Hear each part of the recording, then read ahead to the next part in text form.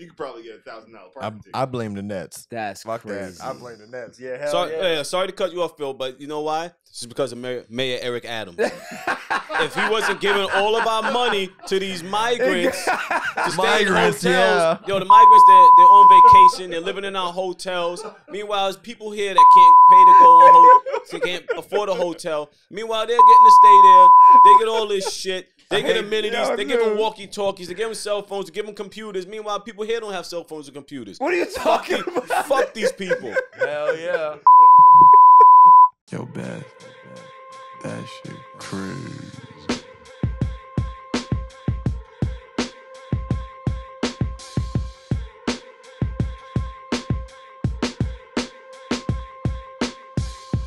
On a Saturday, it's All Even with your boy Barry Grant. You can catch me on Instagram and Twitter at All Even Podcast. You can listen to the show on Megaphone as well as Apple Podcasts, Google Podcasts, Spotify. I'm all over the place, man. And trust me, go to YouTube, hit that subscribe button, like, share, and comment. Tell a friend and tell a friend and tell that friend and make sure they tell another friend that the page is growing. Claw, my man is back. Listen, it's good to see you. You have your Jets attire on. It's about to be on today. No, it's happening. It's here. up. This is my show tonight. I hope you guys missed me. We did. I apologize to everybody in the building, but it's gonna get obnoxious fast. Yeah, I heard you were drinking. Hoorah! Hey, I heard you were drinking like pre-pod. We didn't stop, bro. Yeah. The vein is open. Somebody give me an IV. Respect, bro. Fang McFrost? Hold up. Oh, so you want to play cool today? Nah, I was looking at something. Are you looking at something? What are you looking at? Feet pics. I'm not a feet guy. You're not a feet guy? Nah. So I know Shorty don't have like bad feet. Nah. All right then. So if she had bad feet, you still accept her? We know what? Hell no. So you're a feet guy then? I'm not a feet guy, but I would like some decent toes. Or you don't like the hammer toes, so they can't cross over. Nah, LeBron toes? Yeah, nah, exactly. You wildin'. Don't cross the street. But what if she bad though? I could beat. You see, you thought about it. I'm still gonna beat. You thought about it. I'm still see, gonna beat. The fact that you thought about it. I can't. You don't care. I thought about boomerang. Them dogs? Nah, not no dogs. Not no dogs. Not no dogs? Nah. All right, cool. Phil's in the building. What's up, Phil? Nice to be here. Yeah. Oh, it's cool. You know what I mean? The only, well, nah, you're not the only Knicks fan in here, but you know, proud Knicks fan. Definitely proud Knicks fan. Time to be a Knicks fan? Yeah, Knicks is up. Listen, Knicks is up right now. I can't hate. I don't know if you guys know what Phil looks like, but it's sure from my perspective, it looks like Phil has an OnlyFans. You have an OnlyFans, Phil?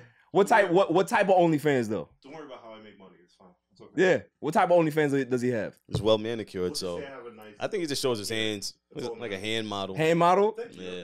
He wears ties. It shows his hands in bow ties. Right. Exactly. Jimmy, the super interns in the building. How you doing? Yeah. You know, we had a conversation off camera. You talked about that you kind of put the gambling to the side. I'm a little disappointed. I'm not gonna lie to you. Hundreds of thousands of dollars a day. Yeah. The bookies are after me. So Okay. I'm in hiding. Okay, cool. So, you know, this is a safe place. I'm not going to give you up. That's all right. Next week, his name will be Johnny. Oh, my goodness. Nicole on the ones and twos, the silent assassin. How you doing? Yeah? How was your week? Yeah? Did you break any knees this week? No? You collect any debts? Does Jimmy owe you? Mike. We got a guest in the building. You know what I'm saying? Host of the WBH Radio. What's going on, Will? I'm here, brother. What's up, man? I'm feeling good. First off, thanks for allowing me to be on your show. Absolutely. And number two, congratulations to what you have here. This is amazing, man. I appreciate you, man. For sure. Yeah. Lots to get into, right? We have a lot of stuff to get into. Aaron Watch is over. Aaron Watch is now officially a New York Jet. We have our Jet correspondent here that he's going to be able to break all the Jet information for us. You know what I mean? Yeah, you had something to say? Okay, we're going to save that. We're going to save that. Lamar gets paid. Finally got his bag, right? And it's a pretty good one. Kudos. Pretty good one. Kudos to him. NBA playoffs. There's a lot going on there. We're gonna talk about that. Kawhi Leonard, big conversation right now. Should he retire? I have a lot of stuff to talk about that. Joel Embiid, he's banged up as well. He might be wearing a brace. Is that the right thing for him to do? Should they sit him down? Should they have a minutes restriction? I don't know, man. Ime Udoka is back. All right, they couldn't hold my man down. He's back. Signed with the Rockets. I like that. Deion Sanders. There's some interesting stuff going on with Colorado right now. Like, there's an exodus going on. So we're going to talk about that. Giannis said some wild stuff in his press conference. Not wild, but he kind of G-checked the reporter that I liked. I like what he said. We're going to get into that. Obviously, the NFL draft is going on right now, so we'll kind of go over that a little bit, right? But briefly, like we're experts. My irrelevant news of the week. And then the greatest segment on the planet, Dummy of the Week. Dummy, yeah. But before we get into all of that stuff, Will, like I said, thank you for being on the show. Welcome. You know, we're gonna have a good time tonight. But definitely want to get into your particular story. Okay. So, where did you start? How did you start in the business? Being, having your podcast. What was the motivation for that? Yo, first off, this is a unique experience, right? Because on one hand, I'm a bit relieved because I'm not the host tonight. So, I ain't responsible for all this, right? But on the other hand, it's a little bit vulnerable because I ain't in control of it either. Yeah. You know what I'm saying? But with the podcasting, I wanted a job. You know what I'm saying? I saw the people on TV. I'm like, yo, I could do that. And I was putting together little clips to try to get on the radio, try to get ESPN to recognize me. Right. And I got tired of begging for a job. You know what I'm saying? I was a grad student at Brooklyn. I would go to a radio station, and the program director there was a student. He just kind of locked me in a room one day. You know what I'm saying? I think he got tired of me asking him for help, and he taught me how to do a little board and stuff, and I started to do little things. It just went from there. You know what I'm saying? It was very uncomfortable at first. It's not something natural for me. I'm a very reserved dude. But after a while, I saw my friends appreciated it. You know what I'm saying? Because that's most important. If you could convince the people that know you facts first, they give you the battery. Yeah. Then you can do it. And then I got into the interview aspect, and I had the ability to kind of help tell the stories of my friends and people that I thought were cool. Maybe didn't have the most Twitter followers, but whose story was worthy of being told. And I went with it. That's what's up. Now, you've interviewed a lot of great people, basketball players, alumni, Division III. Like, obviously you played at Kingsbury, you also played at York, correct? Yes, sir. Yeah. So shouts to Jeff Baptiste, head coach of Brooklyn College. That's my man. And so what experience did you get from that aspect? Obviously, because like playing, meeting a whole bunch of people, obviously that you have a network of people that you can be able to connect with. So, because you have a lot of the guys on your show. So, how was that experience?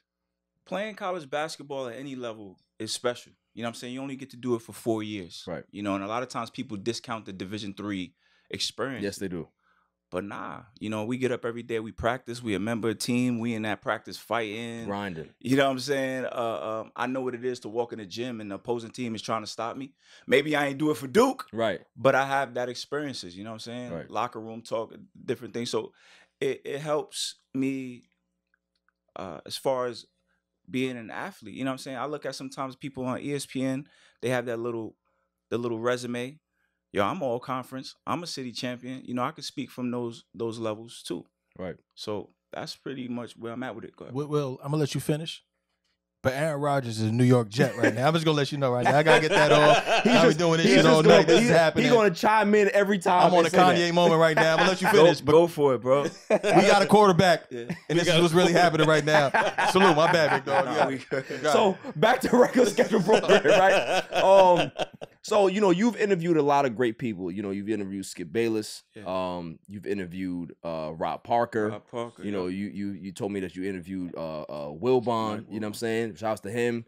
Like, what is the most interesting process about being a podcaster, having a show? Like, what's the part that like drives you? Because obviously, this is a thankless industry in regards to like we're not paid for this. We gotta grind, we gotta struggle, we gotta put out all of this content and not really be rewarded for it at first. Right. You know what I'm saying? Like you gotta put in the groundwork.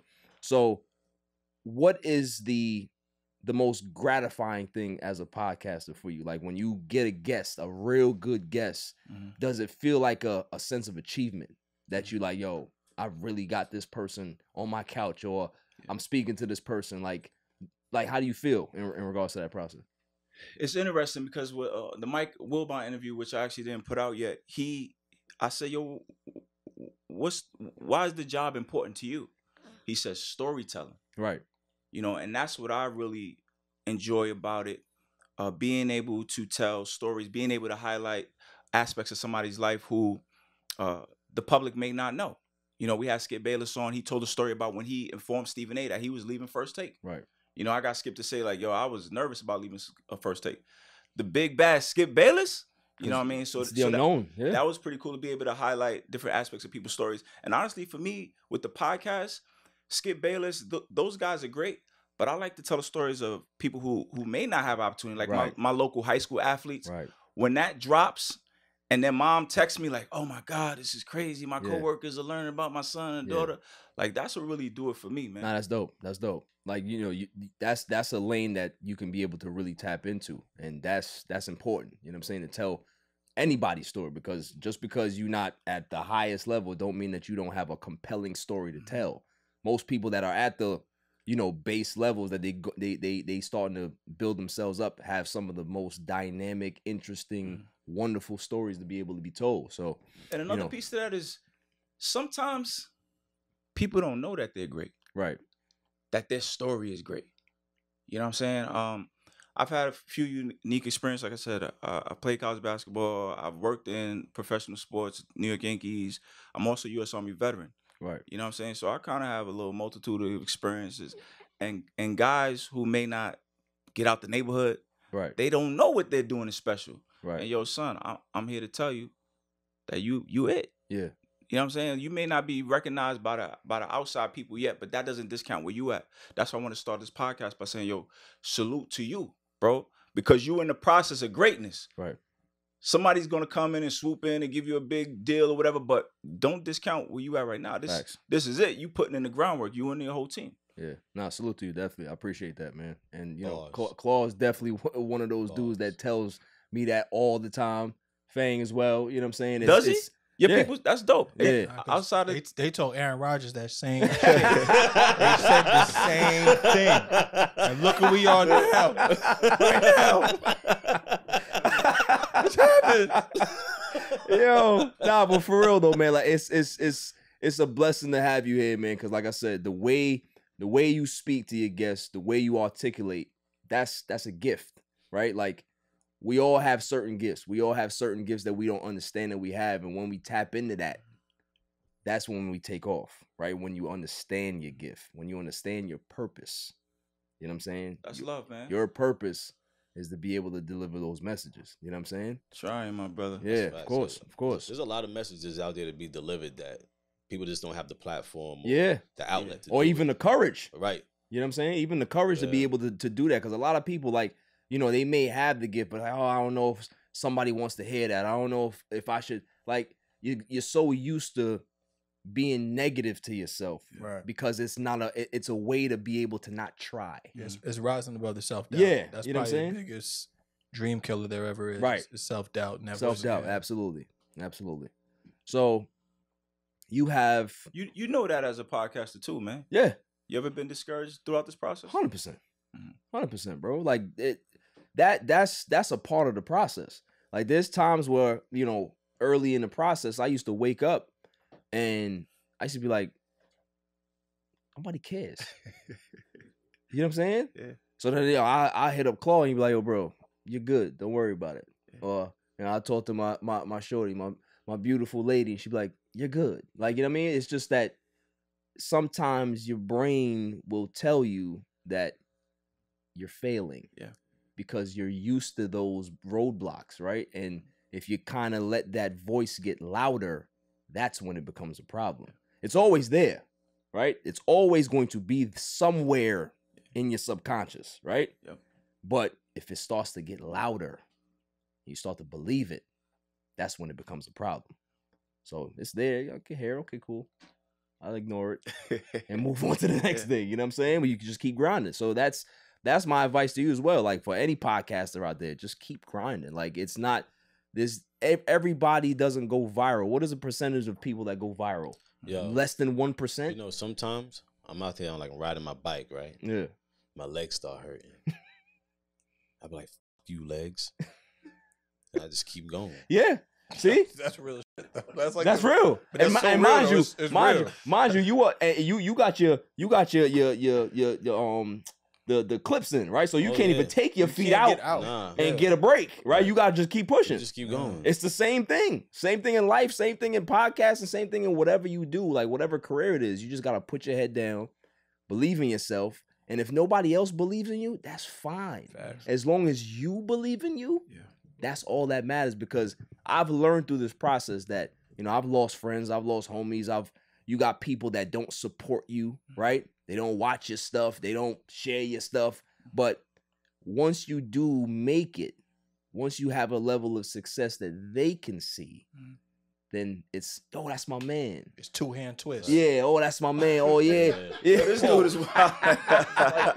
It's really like that. Nah, for real. It's really that. like that. Like, it's like, yo, that's my man. You know, I always knew it. Come on now. Like, Yo, but when you know I what I get mean? home, when I get home from riding and my legs hurt, she got these, like, I think it's called jojoba oil. She like warm it up and like rub it on my legs. Like, Okay, massage so you all glossed up as a man on a bed? it. Yeah, It's a little sus. my lady does it though. Oh, yeah, that's true. Can't beat that. You know? Yeah, I can't beat that. I hope they give those same oils to Aaron Rodgers. It's gonna be a rough ride in New York, baby. You know that. So listen, you have your alumni tournament coming up, right? Saturday, May 6th. Absolutely. It's called the My City Alumni Classic.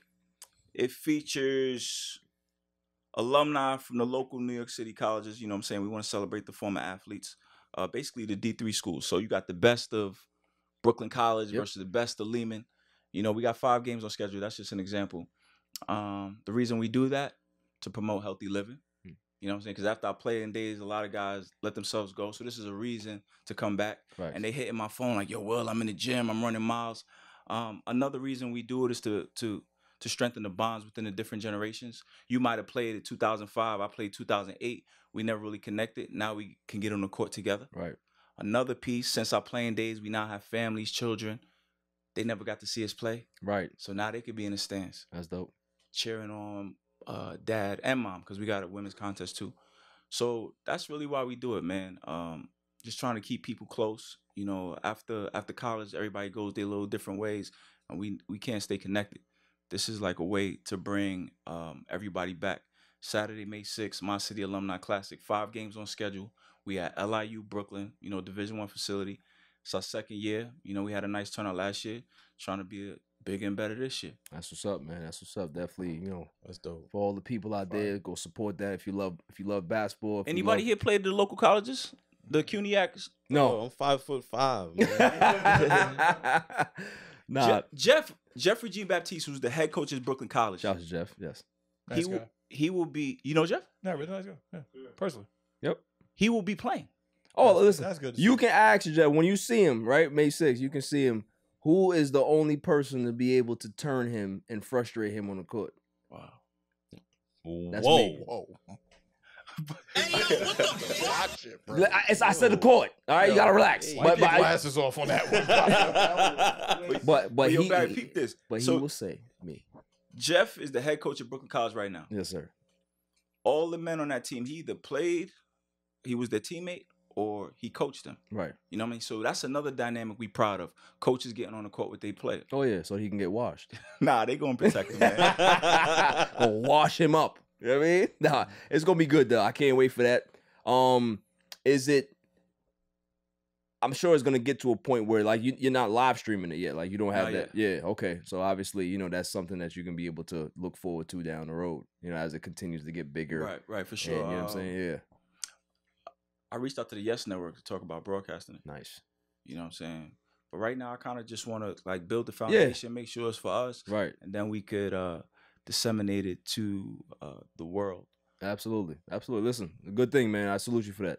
After the break, we're gonna get into some current sports news, and I got something to break to y'all. Might be a little crazy, but you know, I don't care. After the break. Yo, it's your man DJ G Money from that Flip the Script podcast. You see it? We in the studio right now. Flip, shut up. Yeah.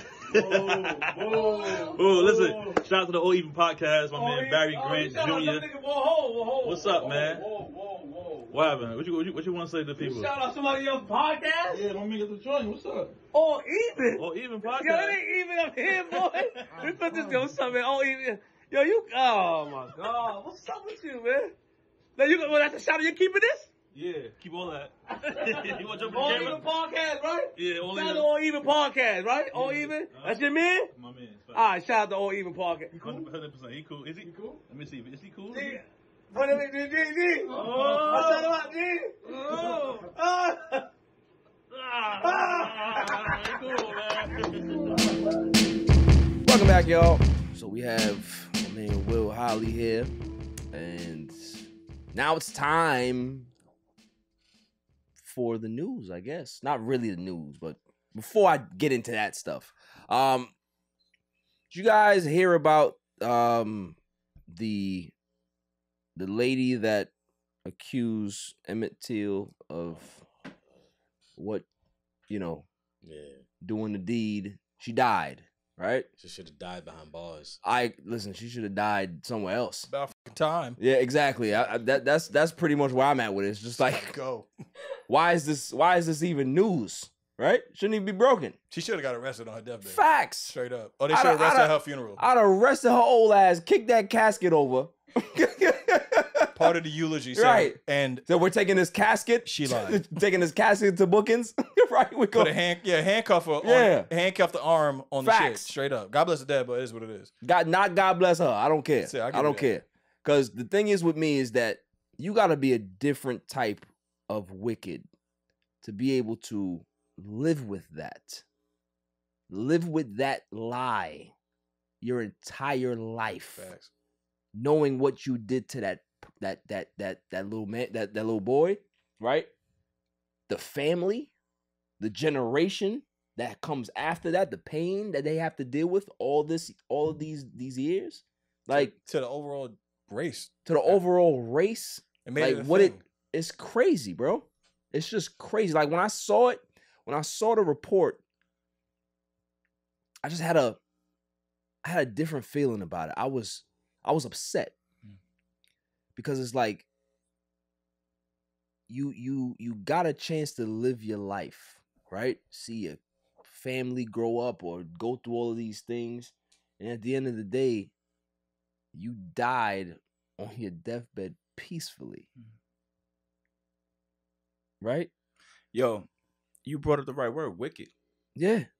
To be able to that's a different level of wickedness. To be able to just live your life, water your garden, knowing that you were part of that story. Having Emmett Till get killed like that. Right. And on top of that, her testimony got the people that murdered him off. Mm-hmm. They didn't even serve any time. They should have pissed on her IV. Yo, it's crazy. Damn. So it's like, for me, it's a microcosm of what our country is, right? We see things happen all the time, and it seems like the bad prosper. We see that all the time, right? We want to keep it to sports. People like Don Sterling, right? Racist owner, does all of these bad things, keeps people away from the arena, doesn't spend on the team, and ends up being forced to sell his team. But it's not really a punishment, right? I bought the team for $6, and now I could be able to sell it for $2.5 billion. Where's the punishment? She got to live her life after destroying an entire family's life. Where was the punishment for her? She lived a long life and died of natural causes on her bed. That wickedness, how does that make you feel? Does it make you angry, a little bit scared? Because when I hear stories like that lady was just out there living her life, it makes me wonder who's next to me in the Dwayne Reed. Right. And what they capable of. Facts. Nah, it's true. It's definitely true. Like you really don't know who's around you. You don't know what they've done. You don't know what type of evil's around you at times. It's interesting you bring that up because not knowing who's next to me makes me put my energy into the people I do know and care about, know what they're about. Facts. I'm going to try to lift you up, telling my little stories on my podcast, my little D3 event. You know what I'm saying? Like, because you don't know who's who. No.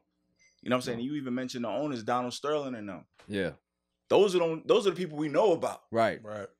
That's a fact. There's so many others that what you the don't know other folks about. doing. Facts. So since I don't know, I'm going with my folk. Right. I agree. I definitely agree.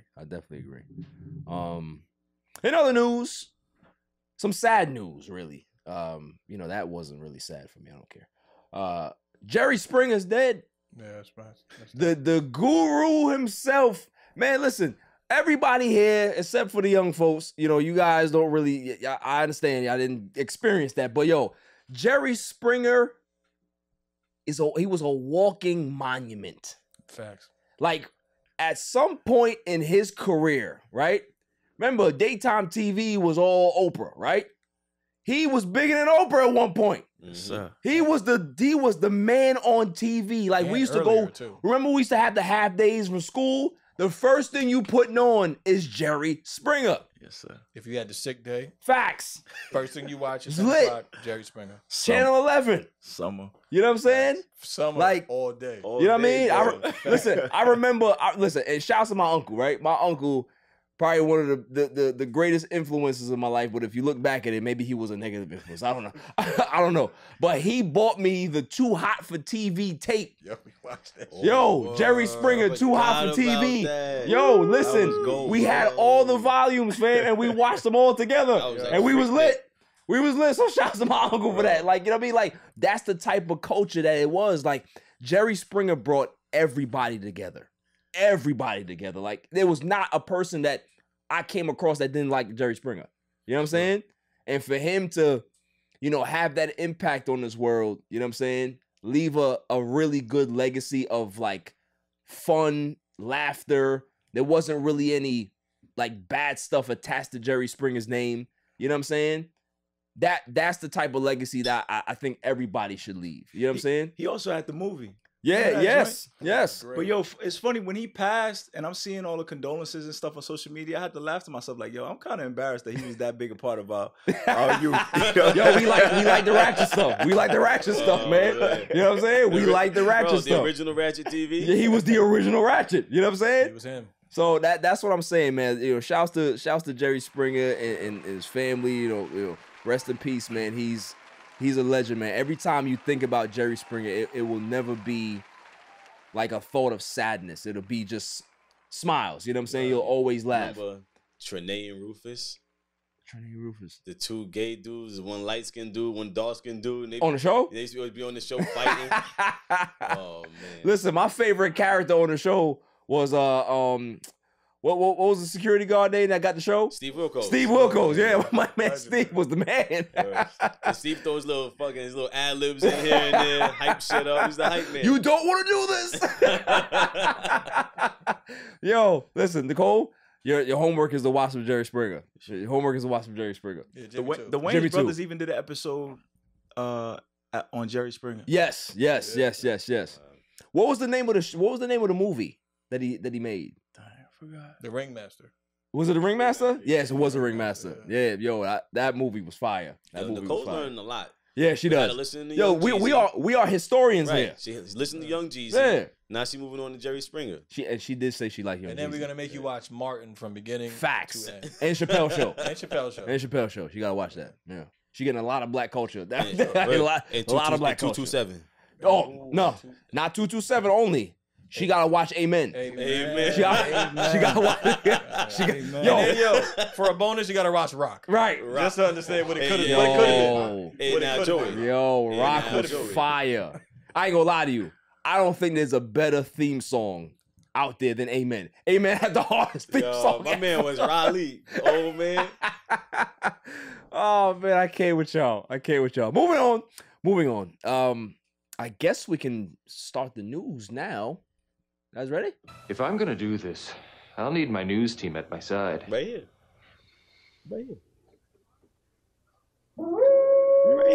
News team, assemble! News team, assemble! All right, now before we get into like some real big sports stuff, I have to, I'm the resident villain. I gotta throw shots. Brittney Griner. Oh, God. Brittney Griner, she decided to have a press conference and say, I don't think I'm going to go to Russia anymore or overseas and play ball because, I want to play for the United States only, right? And something came to me, right? Something came to me because wasn't she the same person to throw shade at the U.S.? Now she going to play for the U.S.? I'm just saying is that sometimes never bite the hand that feeds you, right? Like, you're an American. You have a lot of privileges. You decided that you wanted to seek elsewhere because the pay scale for the WNBA is what it is. I get that.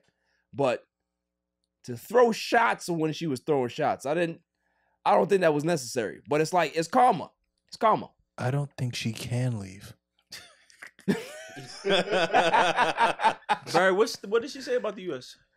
She said, what did she say again? She was like how Like the only way she'll play overseas again is if she plays for the U.S. No, not that one. It was before. It's like before she got locked up, but when she was locked up, she said she was like the U.S. is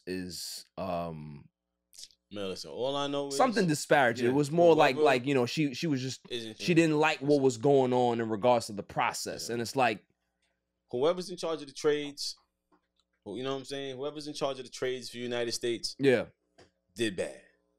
I mean, they gave up the mercenary of death. Yeah, mercenary of death for Brittney Griner. Like I said, I always said, listen, if MJ was out there, we send the military. They got him mercenary. Wait, listen to the name. Yeah, the mercenary of death. Yeah, merchant of death. Yeah. And you got back who? Brittney Griner. He's in their flex right now too, bro. Like putting up numbers. Yeah. See, that's the thing with me, man. And the sad part is that all of this press that she's getting, right? This is gonna be the last shot that I take before we move on. Who got Jalen Hyatt? The Giants? Oh, that's a good one. That's a good pick. Jalen Hyatt, good pick. That's a good pick. The last shot that I'm gonna take before we move on.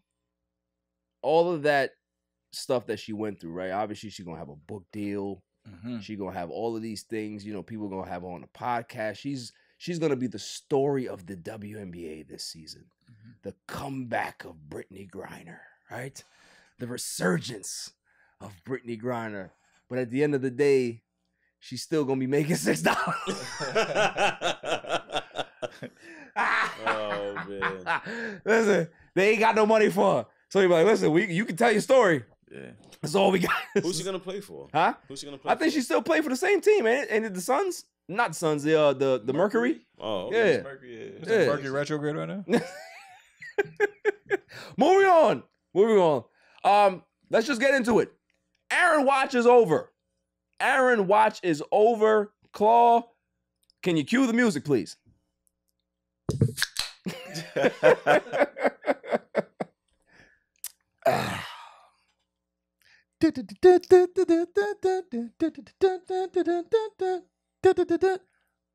Aaron Watch is over. So let's go back. How did you feel when the news broke that it was official? Bear, I'm not gonna lie to you. All right. I came straight out of the darkness and treat myself. I haven't been here. Yeah. You guys haven't seen me. 2 weeks. I synced that shit. Like whatever he saw, I synced it. Yeah. Right? I'm in there, it's dark. Got sunglasses on. I can't even see past my eyelids. It's dark. Facts. And it all comes together. And I'm like, It's coming. This is it. This is the week. Yo. Pause. This is the week. Hey, yo, what the fuck? Thanks. This is the week. It's happening. The Jets have to do it. Green Bay has to do it. Got no choice. They couldn't let this draft go by to be like, oh, we'll wait till May or June. It ain't going to happen. Right. It has to happen now because Jordan Love needs tools, needs weapons. Saw that vision. Fast forward. He's throwing that pass. All right. I'm talking about a slow motion pass in practice the day after he signs, right? To, I think that was Lazard. Yeah, right? it was Lazard. And I'm talking about it looked better than it ever looked in Green Bay. Guys are in practice uniforms. The black ones? The black ones. With the safety harness, because that's what Lazard had. I'm talking about Aaron threw that with grace. It slowed down. Have you ever seen Wanted? Yes. You know that last bullet? The curve bullet. The curve bullet that shot through the whole world and just hit Morgan Freeman in the face? Yes. That was that pass he threw. That's what it felt like, dude? And that's what it felt like. So as a Jets fan right now, how do you feel? Listen, if this was that type of show, I'd say let's bring out the nose nachos and get a couple of cervezas and hey, you know what I mean? We're living life. But I pinched myself about 6 times. Real. Woke up 2 days in a row. Real. I feel amazing. Yeah, listen, It's awesome. it's a great time for the Jets right now. I'm not gonna lie to you. I think obviously, Aaron Rodgers is the most talented quarterback the Jets have ever had in their franchise. Ever. So, the expectations are out the roof. He's not making a lot of money this year in regards to the cap hit, but he's going to be making reportedly like $107 million after the season. So, the bill's going to come due. So they're going to put all of their resources into this year. So, Will, what do you think about the Jets acquiring Aaron Rodgers, and where do you think the Jets are going to be able to finish this season? You think it's Super Bowl or bust for them? I think it's cool. Yeah. That's it.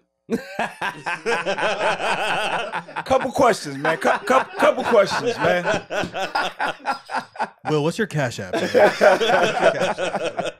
First off, haven't we seen this before? Brett Favre, over the hill, Green Bay quarterback. It's cool. Aaron Rodgers, Barry was specific. He is the most talented quarterback, but I felt like he's underachieved over the years. Okay. You know what I'm saying? Every wide receiver that has moved on, Greg Jennings, Marco Finley, they talk bad about him. Mm-hmm. Tom Brady played in the NFC for 2 years. He got the same number of NFC championships as Mr. Rodgers, who's played there forever. Right. So I think he's an underachiever, and he can kind of pull away. He can take away from a team at times. Facts. And this is my question to the Jets fan, because I honestly don't know. What's the offensive coordinator like? Is he a strong individual? Is the franchise a strong individual? Strong. Like, does Robert Saleh have his thing in place, and then Rodgers will just serve as the cherry on top? Right. If that is the case, they can be successful. But if you hand him the franchise, he's the leader. Right. You might be going the opposite direction. That's a good point. I think the. I'm gonna let you finish, Barry. Go ahead. Let's just back off, all right? Hey, Claude, how do you feel? Chill out, Easy E. How do you Listen feel, to me, Claude? all right? Now here's the thing. Speak your mind. Hold on, let me get my bangs on my man. All right, here's the thing, bro. Robert Saleh, as we've seen, is a defensive coach. Hard-nosed football. Guys love to play with him. Right. Pause. Now, what happened was That was crazy. they did it. Hey, yo, what the fuck? Sorry. It's all good. So what happens is they did a co-ed, so I like to call it, co-ed practice about last year. Green Bay versus the Jets. Mm-hmm. Aaron says, throwing us, whatever. And defense is he's playing against the defense. Defense is solid for the Jets, hands down. The Jets are only good when the defense is good. That's their identity. That's the thing. That's like the Jets are defense. So the fact that we have a defensive coach, which we had back in 2009 and 10 and 11, Rex, took us to where we needed to go. Well, at that time. Now look, Where'd you go? why don't you just back-to-back AFC title games. What do you mean? Right? We went Back-to-back AFC title games. back to back. It's better than what the Cowboys did. Our Cowboys. You better Since sit back the and 90s. shut up. I'm just saying. So look. So I say that to say he got the whiff of what was going on in the energy. The offensive coordinator is his man. Right. Nathaniel Hackett. For now. That's his guy. Because we do the passive-aggressive thing when things don't go our way. By all means, we all do. I mean, we all do. But look, think about it. If I'm Aaron Rodgers and I don't want to be somewhere for 19 years, or I've been told y'all, what are you trying to do? And then y'all take, well, I say, oh, hey, well, we're going to get you. We got you. Don't worry about it. All right, cool. Hey, with the first pick of the whatever draft, Green Bay selects quarterback, Jordan Love. How does that make you feel knowing that, okay, wait, I just asked for a wide receiver and a help, and y'all got me a quarterback. Quarterback. Cool. I'm going to drink my beer. Right. I'm going to sit back. I hate this job. You know what I'm saying? I'm going to keep writing this shit on the wall until I get out. Now, don't you have to be a pro and handle your business the way Joe Montana did when Steve Young was behind? Different eras. However, guys back then stayed in their marriage, but however, though, longer than they needed to. Hold on, Claude. But even then, they didn't speak to each other. That it was a very tense relationship that they had because Montana understood that was his replacement. So it wasn't friendly. Steve Young will tell you it wasn't friendly. Right. You know what I'm saying? So at least Aaron Rodgers kept it friendly with the kid. Right. Now look, here we go. When you bring up Brett Favre, now Brett Favre transitioned the Jets. He set us up for the years after that got us to the AFC Championship. That's a good point. He got hurt. He was sending picks all over the place. He was wilding. He was out here wilding. But he changed the narrative he made us look like winners. And I went to those games. Yeah. And I seen it firsthand. Was different. I was like, oh my God, I can't believe it. I didn't have a Favre jersey, respectfully. But at the end of the day, that even if this is not, if it is the Band-Aid or the glue stitch, not the full stitch. Right. We didn't go to surgery. We didn't heal the shark bite. Yeah. We just got the glue. That's going to hold us over to whatever the next push is because it makes us a contender. It makes guys want to come. It's like the thing with the Knicks. Nobody never wanted to come to the Knicks ever. But right now, after this year, maybe if we go far enough, they're going to be like, yo, I'm about to go to New York, B. Like, New York is where it's at. Because I want the Knicks. Yo, Anthony Davis, chill, bro. One thing that's always concerned me about Aaron Rodgers is his lack of accountability. You know, I think that can zap energy from a team. What was that NFC Championship game he played against Tom Brady's Bucks? Yeah. He kept talking about the coach didn't let him go for it on fourth down. He never mentioned the fact that he had wide receivers open on third down. You know what I'm saying? And that's been the story of his career. So that's why I said it's cool. You know, I feel like we've seen all of his tricks before. If it's in a perfect situation, right, he could thrive. Yeah. Let me ask you a question. Yes, sir. And this is a real question. I want you really to answer this man to man. Right? Mm-hmm. Eyes to eyes. You ever saw The Replacements? No, actually I haven't. All right, so there's a movie, right? I'm talking about the bottom of the barrel football players, right? And who was their quarterback? Name your favorite actor. Adam Sandler? Absolutely not. Close though. Who? Keanu Reeves. All right. Now, what? Let me finish. let him get his shit off. Great movie, bro. But that's no one's favorite actor. Let him get his shit off, right? That's not your favorite actor. Keanu. That is. We'll go later. You never saw Bill and Ted, clearly. Yeah. Now listen, Keanu Reeves is the quarterback. You know who the coach was? Gene Hackman. Look at Gene Hackman. And Gene Hackman says, now look, there was a whole situation because, you know, Keanu was the backup, Shane Falco was the backup, and then the guy Martell was like the main quarterback, and those guys weren't signing their contracts, whatever. Spoiler. What happened was he had doing a press interview. It was halftime in the game that they need to win, and Gene Hackman says, yeah, you got to have heart. Aaron Rodgers has heart. I agree. And he has Garrett Wilson. And we're going to go to the dance. And I don't know what team you root for because you're wearing a Miami colored shirt, whatever. I don't look at you no different because of that. But when we go, I'm going to buy you a case of beer. Please. And we're going to drink it together. That was very My last piece of Barry. Yeah, that's hard. That's questionable. Hard. Leaders stand up and they're accountable for all their actions. Right. I read a tweet somewhere. Aaron Rodgers always claims that he don't have weapons, yet when he moves on, he want to bring all of those old weapons with him. You know what I'm saying? One piece. So everybody got their favorite gun. He been carrying around Cobb or whatever for, is that his name? Yeah, Randall Cobb. My last piece on the Jets, though. And I'm just a casual fan, so please, this is a genuine question. I felt like the Jets, they were moving in the right direction. They benched their early first-round draft pick, right? You talking about Zach Wilson? Yes. Yeah, he a bum. And then they came, the third stringer was balling for a while. Mike White, yeah. He was balling for a while. He got injured, right? Yep. He did. You don't need Aaron Rodgers. You don't. That's overkill. You need a quality QB And we lost. We were gonna get Derek Carr. Yeah, you don't need Aaron Rodgers. I mean, listen. Here's my thing, right? I agree with both sides. I think that you make great points because Aaron Rodgers' history of being a lack of a leader per se, that's real, right? He is not really a leader.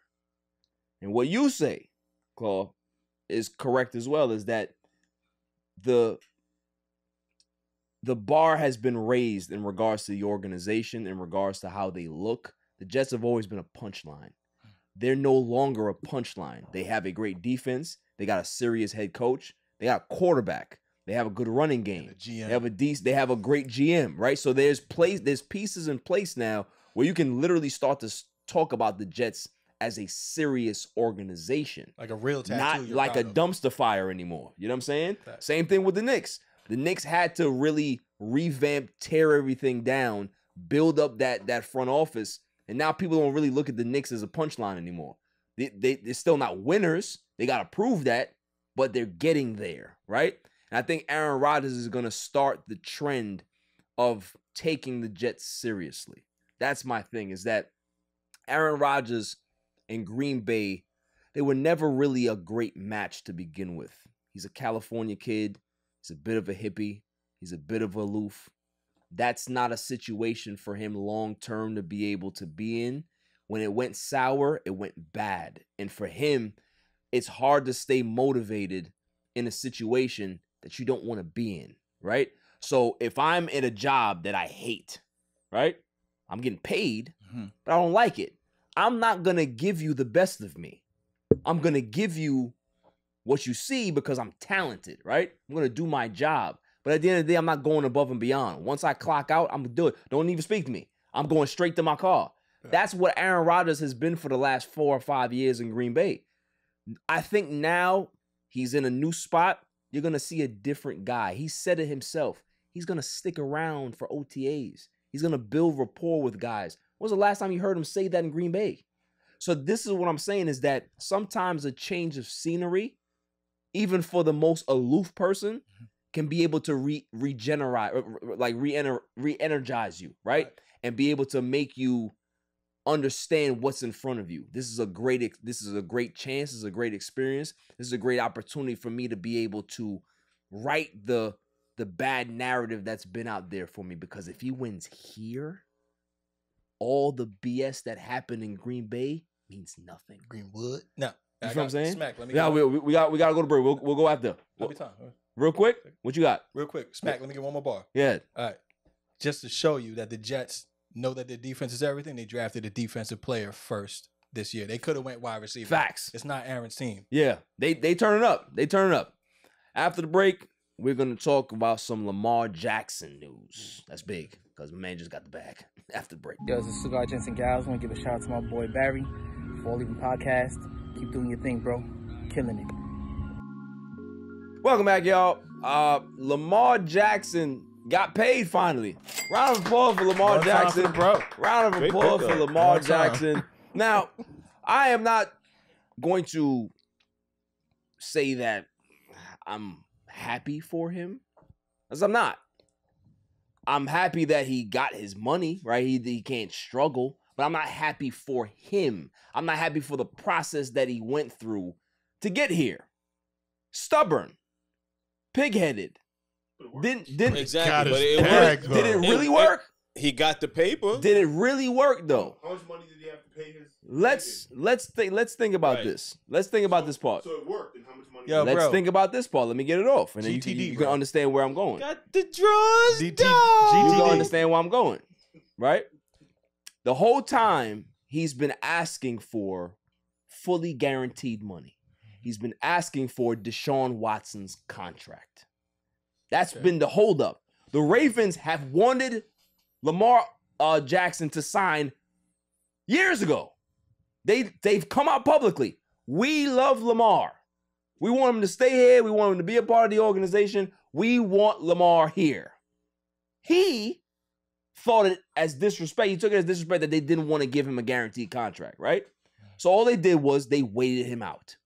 They waited him out. And then you know what sparked in his head? he actually finally clicked off that idiot brain and realized that I need to start thinking smartly. Because remember on this podcast, we said that you can bet on yourself, but there's a limit, right? If you go too crazy, you may end up doing something bad to yourself, right? Like Dennis Schroeder. He ended up turning down an $80 million contract from the Lakers. He ended up getting $6, right? Sometimes you have to understand the market, right? And what happened with him was he thought that because of his accolades, because of what he did, because of his winning percentage, because of all of this stuff, that he was destined to have this fully guaranteed contract. That's not the case.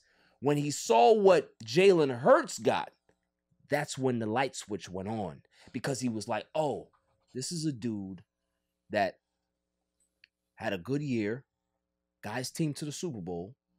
They love him. His game is similar to mine. And they gave him $79 million guaranteed, $180 million guaranteed. If he was able to take that deal, I think I'm bugging right now if I'm thinking that I'm trying to get a Deshaun Watson contract.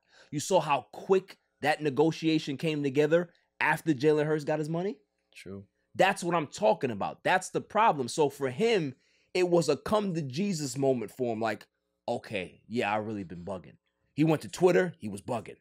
He was talking about, like, all of these things he was doing was not getting him what he wanted. But he had to see it. Like, oh, okay, nobody else is coming close to that Deshaun Watson contract. So it really is an albatross. It really is an anomaly. Okay, cool. Now I can back off.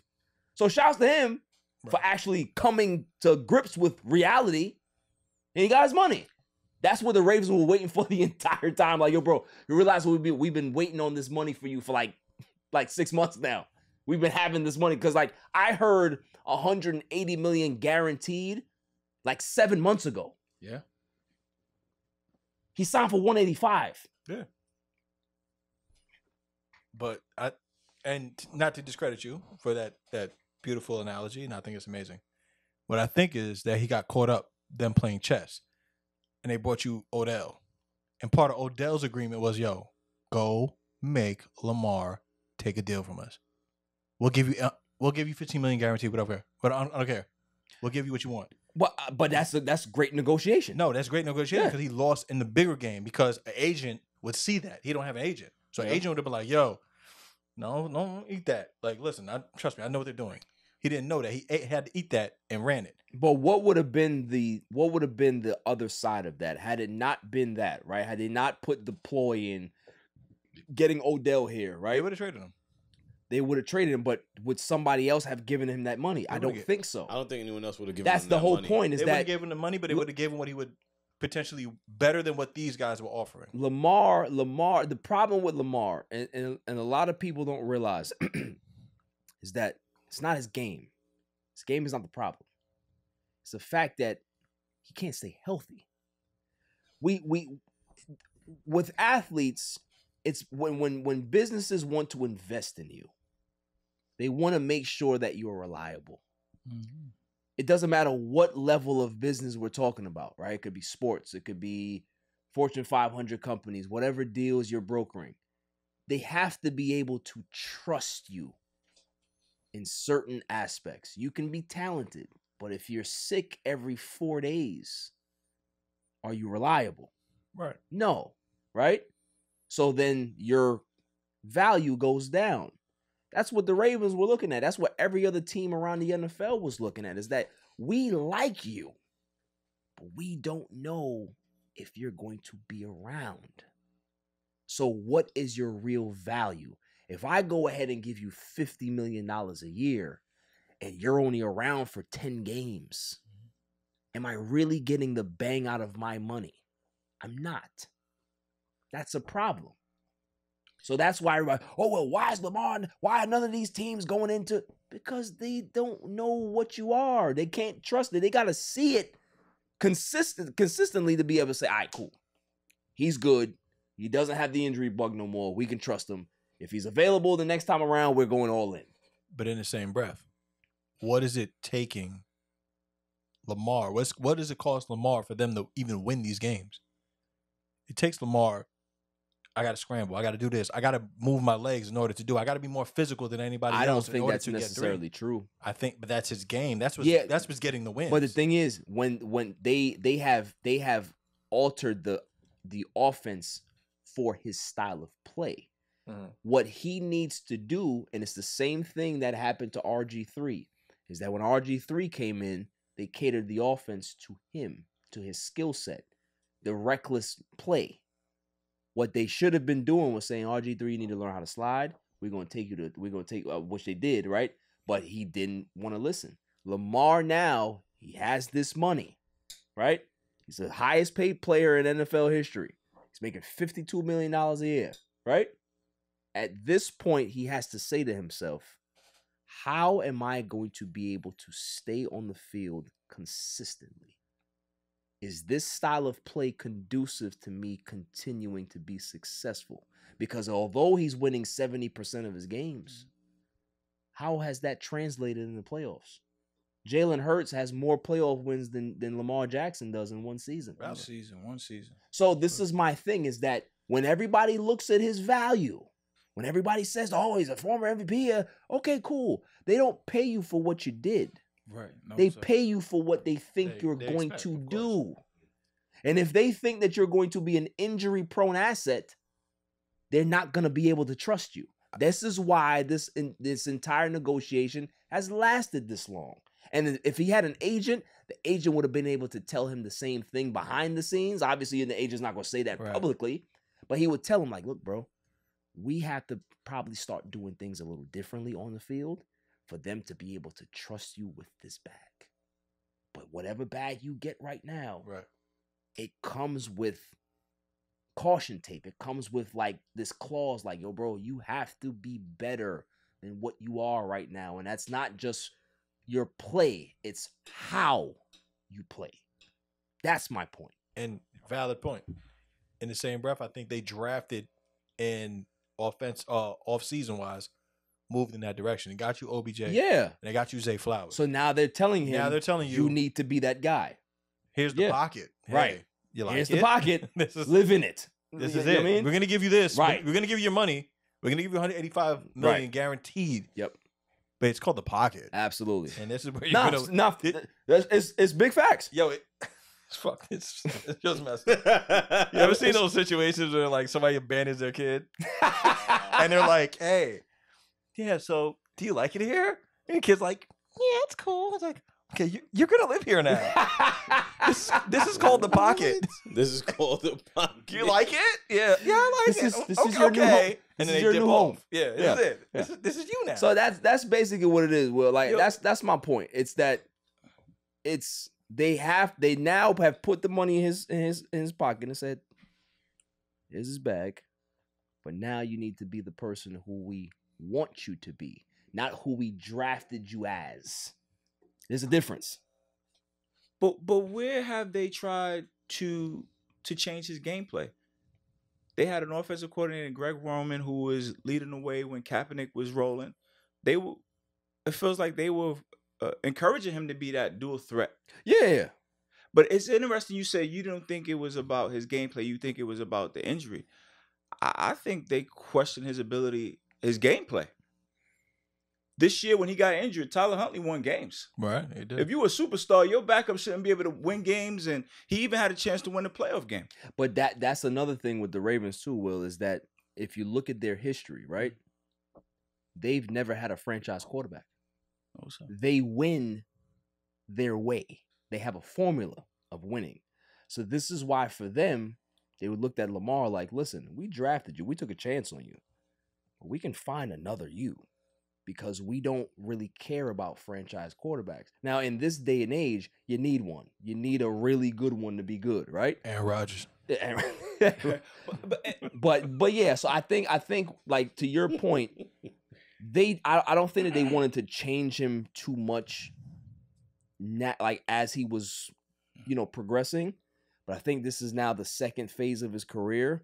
You're going to see them demand a little bit more from him in regards to being a pocket quarterback. Like he's yet to throw for 4,000 yards in a season. That's a problem. With the contract, what I found interesting was the timing. Like, why did the Ravens do this now?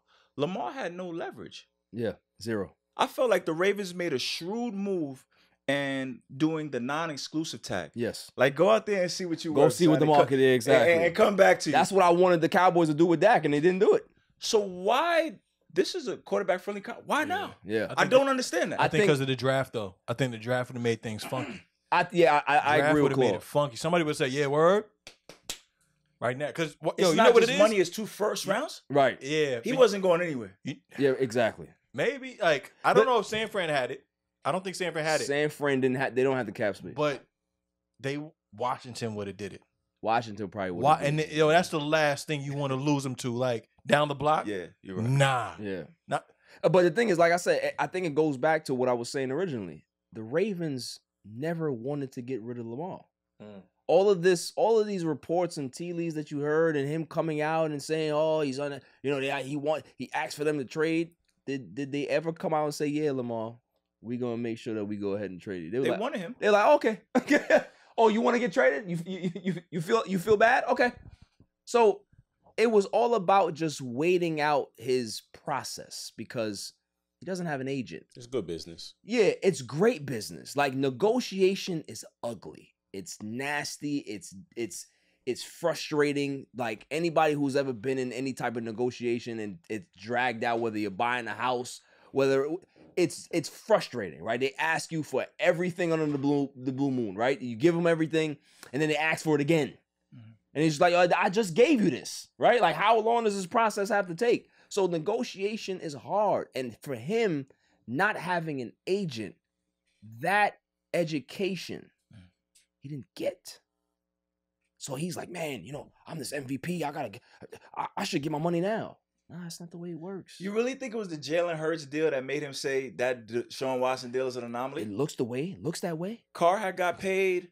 Russell Wilson had got paid. True, but those guys are not similar in age to him or style of play.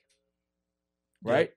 Yeah. That Jalen Hurts is kind of like Lamar light. Did the Aaron Rodgers deal happen first or no? It did. I think it did. Or did it happen in the middle? I think Hurts got signed. Yeah. So I was puzzled by this whole thing because y'all could have wrapped this up earlier, right? And you could have had Lamar Jackson on the field, and y'all could have possibly made a Super Bowl run because many people believe like he was holding out because he was dragging his injury. Right. So I'm sitting there like, Ravens, you went through all this. You had the shrewd move, giving a non-exclusive tag, and then to come out with this deal now, right? It's like it was wasted time. I think they had that in the tuck for a while and was just waiting. Because back down? Yeah, because it was just like, they had this and like, okay, cool. That's what Jalen went for. So we're gonna throw this to Lamar and see what's up. I feel like that was the determining factor. Yeah. Like, what's he gonna get? Oh, okay. Right. We'll top that. $5 million, like. Because like I said, if Jalen Hurts would have got $205 guaranteed, close, right? Then now Lamar's like, oh, 220 guaranteed. Right, that's what I want. That's crazy. Right? But the fact that Jalen took that team-friendly of a contract, because it is a very team-friendly contract that he signed, Lamar's like, what leverage do I have now? Right. Like, because Joe Burrow is going to be the golden child. He's the next one up. He's right? Joe Burrow may end up getting $300 million. Right? He may end up getting $300 million. 250 guaranteed. Who knows? Cash. But you're not Joe Burrow. And that's what I talk about in regards to understanding your value, is that you can go ahead and bet on yourself, but there's a limit where you should know, and that's when an agent will tell you, listen, I understand that you want this. Yeah. This is what I'm telling you, what you're looking at. Choice is yours. But as your agent, as somebody who's looking out for your best interest, this is where we are. And the fact that he don't have that, he has a whole bunch of people in his ear, has a whole bunch of people whoever, right?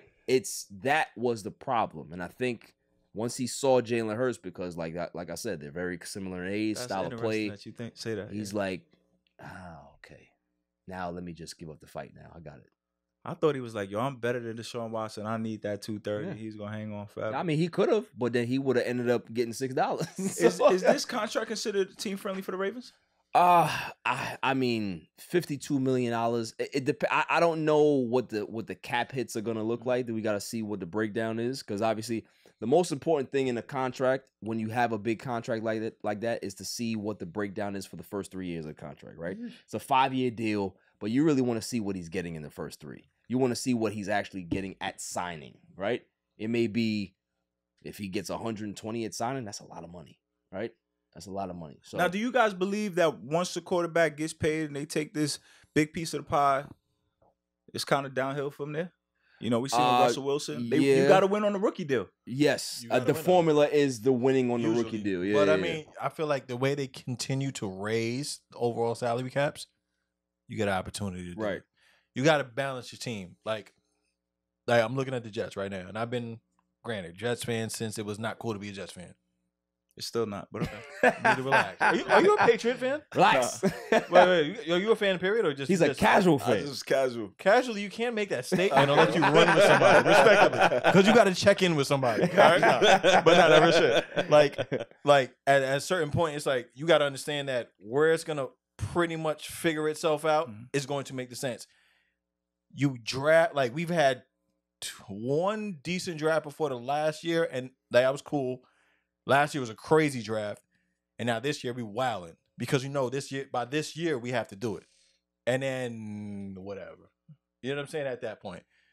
But you still have these rookies that are still on these 3-year deals, so you base your deal. Everything's on 4 years basically. Yeah, like if you're gonna it's a 4-year spectrum. If you're gonna sign a guy to a big deal, then you got to make sure that your scouting department, draft wise, is on point, right? Because you're gonna rely on those rookie contracts to be able to keep your team afloat.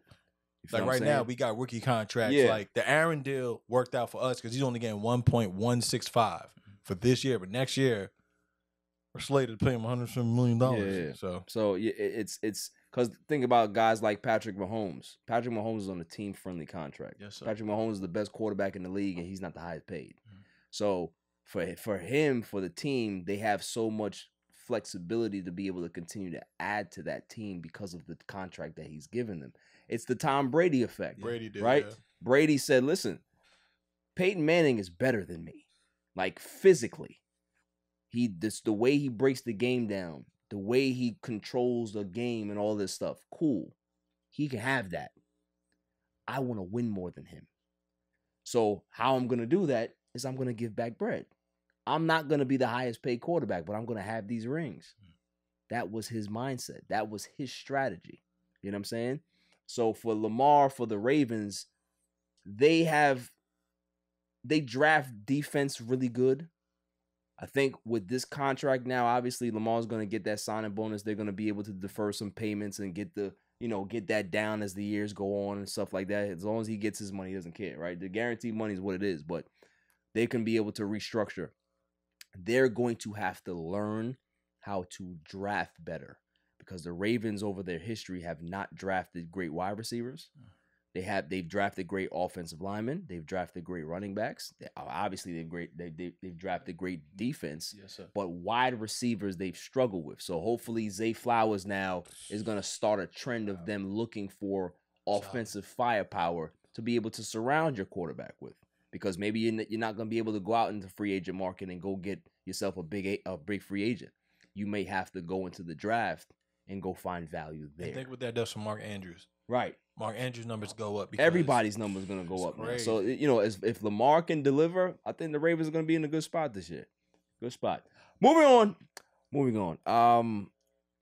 The NFL draft is going on right now, second round. The team that has impressed me the most so far is the Philadelphia Eagles. I hate to say it, but the Eagles, they have added 2 players that they shouldn't have had. Like, I don't understand how you get Jalen Carter at, 9? He's the best player in the draft. You get him at 9. And he's throwing up gang signs. And then you get and then you get Nolan Smith at the end of the draft. Like, I just don't understand. I don't get it. While the Cowboys out here taking guys that I've never heard of, right? It's a problem. I don't like it. But it said 9 out of the last 12 picks that the Cowboys have got in the draft, have been Pro Bowlers. Right, that's what I'm saying. So like, although I might feel away, right? I had a reaction last night. It was pretty funny, but they draft well. Yes, they work out. So even if I don't like it, it may end up being a great player. 9 out of 12. That's good. That's good. It's really good. It's really good. So yeah, it's like 3/4. Yeah. So draft is going on. I'm obviously we're not gonna cover this too much because who knows any of these players? Yeah. Who cares? It's only day 2, bro. Right. It's only day 2. They got like 8 days left. Moving on. NBA playoffs. What you got? Who is the most interesting team you've seen so far in the playoffs, and who do you think is who has a chance to get to the finals? Well, I started the beginning of the season. I said, "Yo, man, I want to see what this guy Kawhi has in the tank." Right. And he disappointed us again with this injury, man. He is like the anomaly. Son. I heard the again word. Like, like when he's on the court, he's the greatest thing we've ever seen. And these injuries keep him derailed. Dummy, yeah. Just the way we are now, it's got to be the Warriors. So you got the Warriors, okay? I mean, listen, the way the West is looking right now, Suns don't look that great. I think their bench is very depleted. They don't have much defense. KD is not the defender that he was a few years back. Barry, I'm gonna let you finish. KD, don't you regret not coming to the Knicks? You Knicks fans are the worst. For sure. Up, baby. You Knicks fans are the worst. But yeah, I think the West is wide open. But also too, with the Bucks losing, I think the East is wide open too. Big time. And Claude was talking about it. The Knicks. I'm not going to lie to you. I think the Knicks have a very good chance to beat Miami, find themselves in the Eastern Conference Finals. Yeah, I like that. The road to the finals looks very, very favorable for the Knicks. I'm not going to lie to you, which is crazy. Knicks fan. And then Jimmy Butler. Jordan, son, I mean, we'll see. Please. We'll see. Jimmy but I Butler, think I listen. I like that matchup better than Knicks Heat, man. Knicks Heat is interesting, man. Now the Knicks are the real deal. Yeah, they are. Jalen Brunson, you knew it was gonna look like this? Absolutely no way. not. No way. No. Nobody did. Yo, this is phenomenal. Nobody did. But you know what they said yesterday, like 2 weeks ago? Hey, Spidey, don't you regret not coming to the Knicks? Yo, the young boys they were going to trade are balling. Yo, the Knicks. Obi hitting threes from the corner, baby. Playing hard, playing together, some old school stuff. Yeah. Matched up against the Heat. That is a decent matchup for the Knicks. A possibility to go to the chip. But Jalen Brunson, I think they said when he has the ball per 100 possessions, they score 100 points. When he's not there, it's like 74 points. He's such a major difference. The shooting, the ball handling is phenomenal. The fearlessness. Julius Randle, okay? No, but he hasn't been. The problem is that we're gonna go into it after the break because obviously we have to go to break now. But we will talk more about that because that's a big problem that they have that they're going to have to fix on the fly. I think Tom, he's going to have to make a decision real quick on that. But after the season, they're going to have to make a really big decision on him because I think it's a wrap for Julius Randle in New York. Playoffs, NBA playoffs. So we were talking about the Knicks, how good they have a good chance, Will. But they do have a concern. Julius Randle. Julius Randle, for me,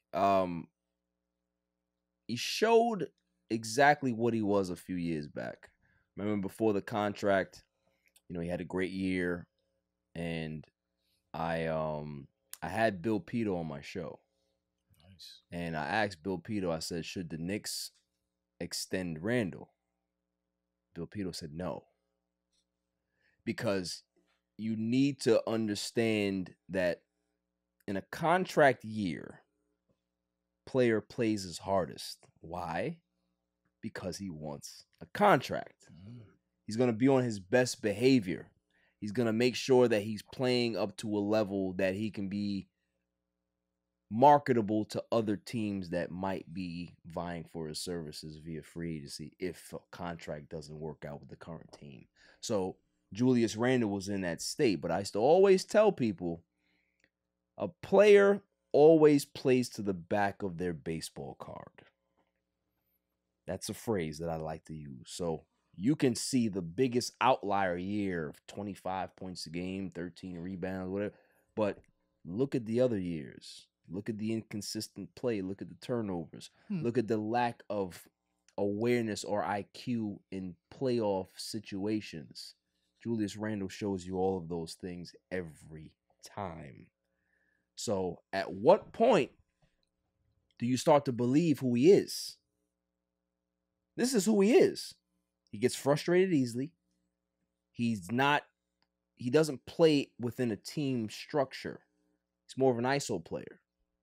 You've seen how the Knicks have played galvanizing around the best point guard that they've had since Walt Frazier.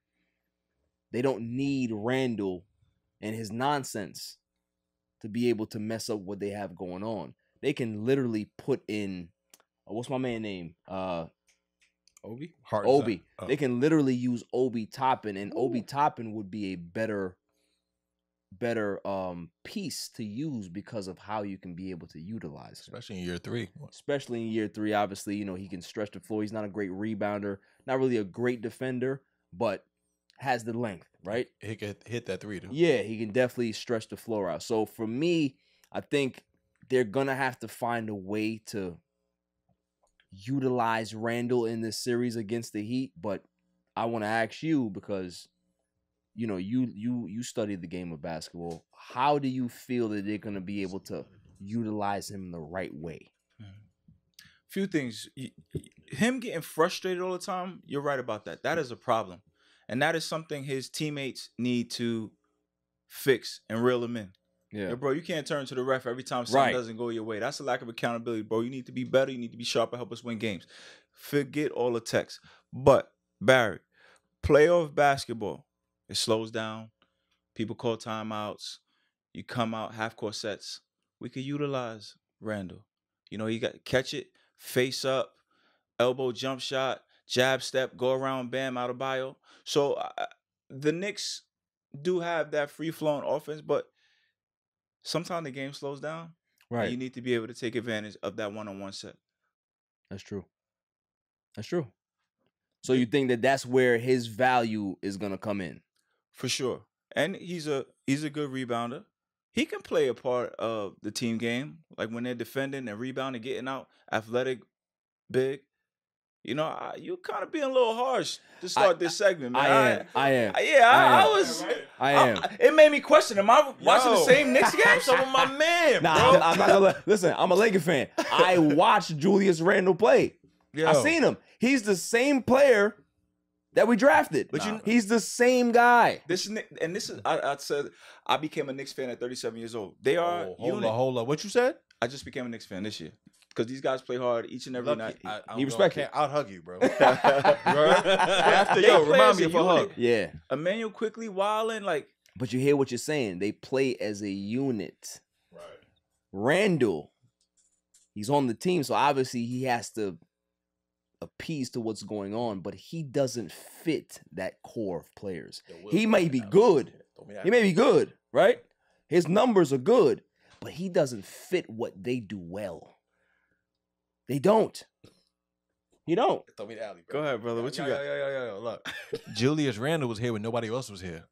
Okay, so that's his value. Time out. I'm not done. That's his value. Right? So it has nothing to do with on the court. It's the fact that he took the money. No, it's not that he took the money. Stoudemire took the money too. Remember? But look, yo, you need to relax, bro. I'm just asking. Right? LeBron takes the money every time. Watch him out. And wins. Sometimes. Chill out. Wipe your glasses off. Now listen. Randle came through when it was quiet. He came through on the come up. It was like, wait, who? The what? Oh, okay, yeah. Oh, that's him? And he was balling. Oh, that's him. All right, cool. Most important. Got his little bag. Cool. But he's not really him. He never was. He never was. Because he never was supposed to be. He was a placeholder. You're making my point. Yes. I'm making a great point. We already got him. I think Obi's him, but he has to grow. But the beautiful part of the Knicks situation right now is that we can afford him. We can go get that guy that can be Randall. Yeah, look, keep it real. In the half court set, what's Obi gonna give you? Nothing. It's about that. I think it's the energy that he brings. Yo, I keep it real with you. Obi reminds me of my man Jerry, who's an actor in the West Coast. Really, really dope guy, right? I've seen Obi get a rebound, dribble that shit all around the court, and go get his shot after the fact. That particular role is not the 5, it's the 4. That 4 just had to have a little bit of personality and toughness. Yeah. Charles Oakley had toughness. No, don't be bringing up the old Knicks. You need to back off Armando and let me do what I do. But Barrett, when you think about the Knicks and creating a shot, which I believe playoff basketball is about, yes, it's Brunson, and then who's next on that list? I think RJ can create a shot. I think Emmanuel Quigley can create a shot over Randall. Quigley, no, Randall can create a shot, but the thing is, the thing is, all right. I understand what y'all are saying, right? He has a place. However, can you be able to keep that in control? Because when Randall gets out of control and he gets erratic, it brings the morale of that team down. That's the problem. And you're starting to see that. The frustration that he's having, the technicals that he's having, the lack of, being cognizant of, all right, cool, listen, I'm not having a good game. I got to make sure that I'm doing something to be able to help this team win. Let me just get on the boards. Let me just be able to be the assist man. Let me not pout on the bench. Let me not have bad body language. Those are things in a playoff run you can't have. And he's been here long enough to understand you can't do that. Get real with you, son. His son has bad body language for him being in a 3-point contest. Whose idea was that, though? That shit was a shit-taster. Whoever put Julius Randle in the 3-point contest needs a shot. But I think the Knicks have a good shot. It's going to be a great series against the Heat. I think that series possibly has 7 written all over it. 7. It's going to be good. Jordan's son has no chance. You were talking about Kawhi.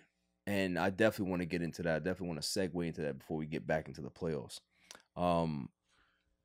Your thoughts, your opinion. Do you think it's time for the Clippers to walk away?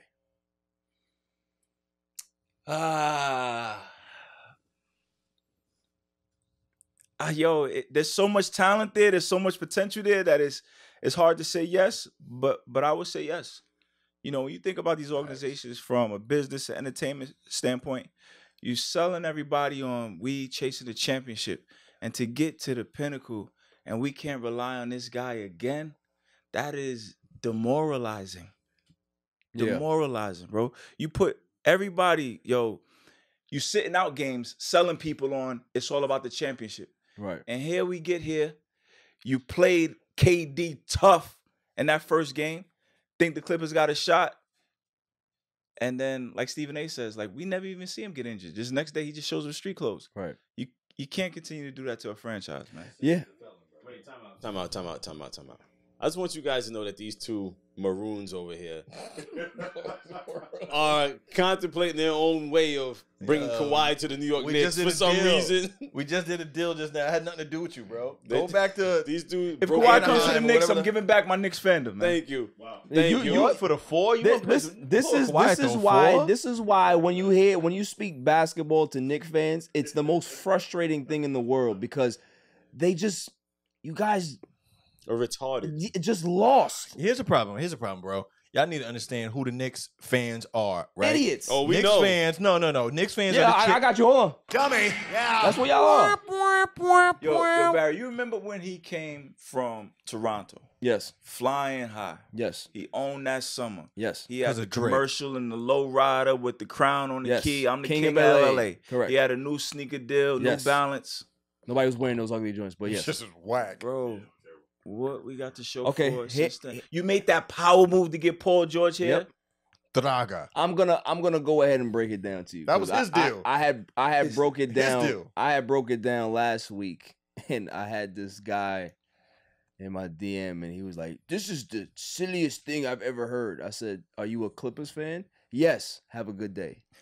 So they got Westbrook. What are you talking about? The thing is, here's the thing with Kawhi. I said it on my show last week, and I'll say it again. Kawhi was very smart in regards to how he went about choosing his next destination. He used the Lakers as leverage big time to be able to get what he wanted from the Clippers. The reason why he did that was because Masai Ujiri refused to give in to certain demands that he needed, right? Him and Uncle Dennis asked for certain things, and Masai Ujiri was like, we love you, but I'm not going to give up that, right? So I said that desperate franchises will make certain irrational decisions because they've never won before. So, i.e., the Brooklyn Nets, you'll go ahead and you'll turn over your franchise to Kyrie Irving and KD and Harden because you don't have a history of winning. You don't have a history of having a stable organization. So you think that that's the right thing to do. Bless you. The next sickness, you heard that sickness and it hit you, bro. The next thing still on fire over there. Is that the Clippers, we all know what the Clippers history is. There is none. So when he chose the Clippers, he understood that I can be able to ask for certain things and they'll say yes. Hey, I just want to play 55 games a season. That's okay, Kawhi. We'll be okay with that. I want to take helicopters to the stadium. That's okay, Kawhi. We'll allow that. I want to have my family on the team plane. That's okay, Kawhi. We'll allow that. I want to make sure that I don't have to practice all the time. You okay with that? That's okay, Kawhi. We can handle that. All of the things that a certain reputable organization wouldn't do, the Clippers will do. It's like being in a relationship with somebody who's taking advantage of you, but just because you've never had a girlfriend before, you'll allow this person to step all over you because you've never had that type of feeling before. It's like a guy who just got some cheeks. Yeah, correct. It's the same thing. And he settled for a city girl. Yeah, so let me finish. So Kawhi is in a situation now where it's like the Clippers are trying to become this reputable organization. They have a new building. They're trying to generate new fans, which is going to be very hard for them in LA. But Kawhi Leonard is this asset that they've allowed to run roughshod in their organization. So I agree with you that he should retire. The Clippers are stuck because they've invested too much money and too much resources into Kawhi Leonard and Paul George. They gave away draft picks. They have nothing. The cabinet's bare. They have a new arena that they're going to open. You think they're going to open it with no Kawhi? It's a problem. So they're stuck, but they have themselves to blame. It's sad, like the fact that Kawhi Leonard is this great player that his body is literally breaking down in front of us. But what's the end goal for him? He's going to continue to play and get that money because the Clippers will allow it. That's the thing, is that everybody's talking about, oh, well, Kawhi. It's the Clippers. If they are going to allow it, then why shouldn't he continue to do it? If they say to him, listen, we're going to have to start talking about maybe a certain way of doing this. I don't know if we might have to put you on a minutes restriction and go forward. But if they're not ready to broker that conversation and really put the hammer down in regards to what they're expecting from him, this is what you're going to continue to have. Kawhi Leonard is a depleted asset. He's a great player that, at the end of the day, is part of the Clippers. In the words of Young M.A., get your money back.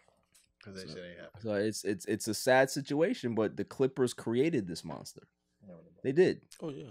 It is a sad situation. You know, having worked in professional organizations, you know, I was with the Yankees when Ellsbury was going through his stuff, Jacoby Ellsbury. It was like every other day was something new. And they moved on. Yeah. They moved on. It's like that. You can't. But towards the end, they moved on, though. I think he had like 1 year left on his deal that they could be able to move on. I think Kawhi just signed the extension not too long ago. I think it was a year ago or 2 years ago. And that's why I said from a business standpoint, you got a whole marketing department. Yeah. If we get Kawhi out of there, it's your job to sell a new building still. Yes. this guy is like an anchor. Like, bro, you're selling everybody on a championship. That's why Kawhi's not playing in February. That's why Kawhi is sitting out in the middle of March. Right. For the for the stretch run. And now we here and he can't here. perform. Yeah. Bro, it's time to move on. I agree with you. I think he's not going to retire because, okay, like you said, he's going to get the money. But as an organization, you need to move on. You need to pivot. Yeah, yeah. You need to make that decision for him. Like, listen, you know, wherever you want to go, we'll appease you, but we can't have this anymore. Because, like I said, the Clippers, if you want to start to change around how people look at your franchise, you need to start being a little serious with your superstars and stop allowing them to step all over you. Yo, real talk, you know what they should do? They should get rid of them, go get a bunch of young bucks, hire Mike D'Antoni, and play some running basketball like the Knicks did for years while they was repairing themselves, while they was fixing the cap, right? Yeah. You can go put together some entertaining basketball. Facts. And mind you, it's the Clippers, so they'll be fine. Or they can figure out a way to get rid of Kawhi, Westbrook, and Paul George. Well, Westbrook's a free agent. Yeah, that's called Brooklyn. You don't want to go Brooklyn with people. But I will say the D'Antoni thing works. Because of the fact, right? It's entertaining. It's entertaining basketball. You can sell, like we was here in New York talking about Danilo Gallinari and all these other people. You know what I'm saying? They weren't stars, right? But it was basketball we got behind. Landry Fields and all that was a unit that I used to run home to see. Yeah. So I say from like an organization standpoint, you can piece it together. That's why you're paying all these people $100 grand. I agree. We move on from Kawhi, we pivot, we got new marketing, and dog, he cannot continue to hijack your franchise. You bottom out, go get you a star in the draft that's going to be an anchor, like a Steph Curry or something. Like, whatever they paying Steph, it ain't enough. He's worth every penny. Every penny. Half court shots, go get boy. You one of those. Yeah. Listen, fly, you heard? So, you know, I like I said, I'm not a Clippers fan. I will never be a Clippers fan. I do feel bad that they got bamboozled. Nah, they got sold a bigger. Brooklyn. They got sold a bag of goods, and that's all it is. That was for Inglewood. Inglewood had to take that L. You know, it is what it is. But Barry, there was nothing really in his history before he came to the Clippers that make you think like this is about to happen.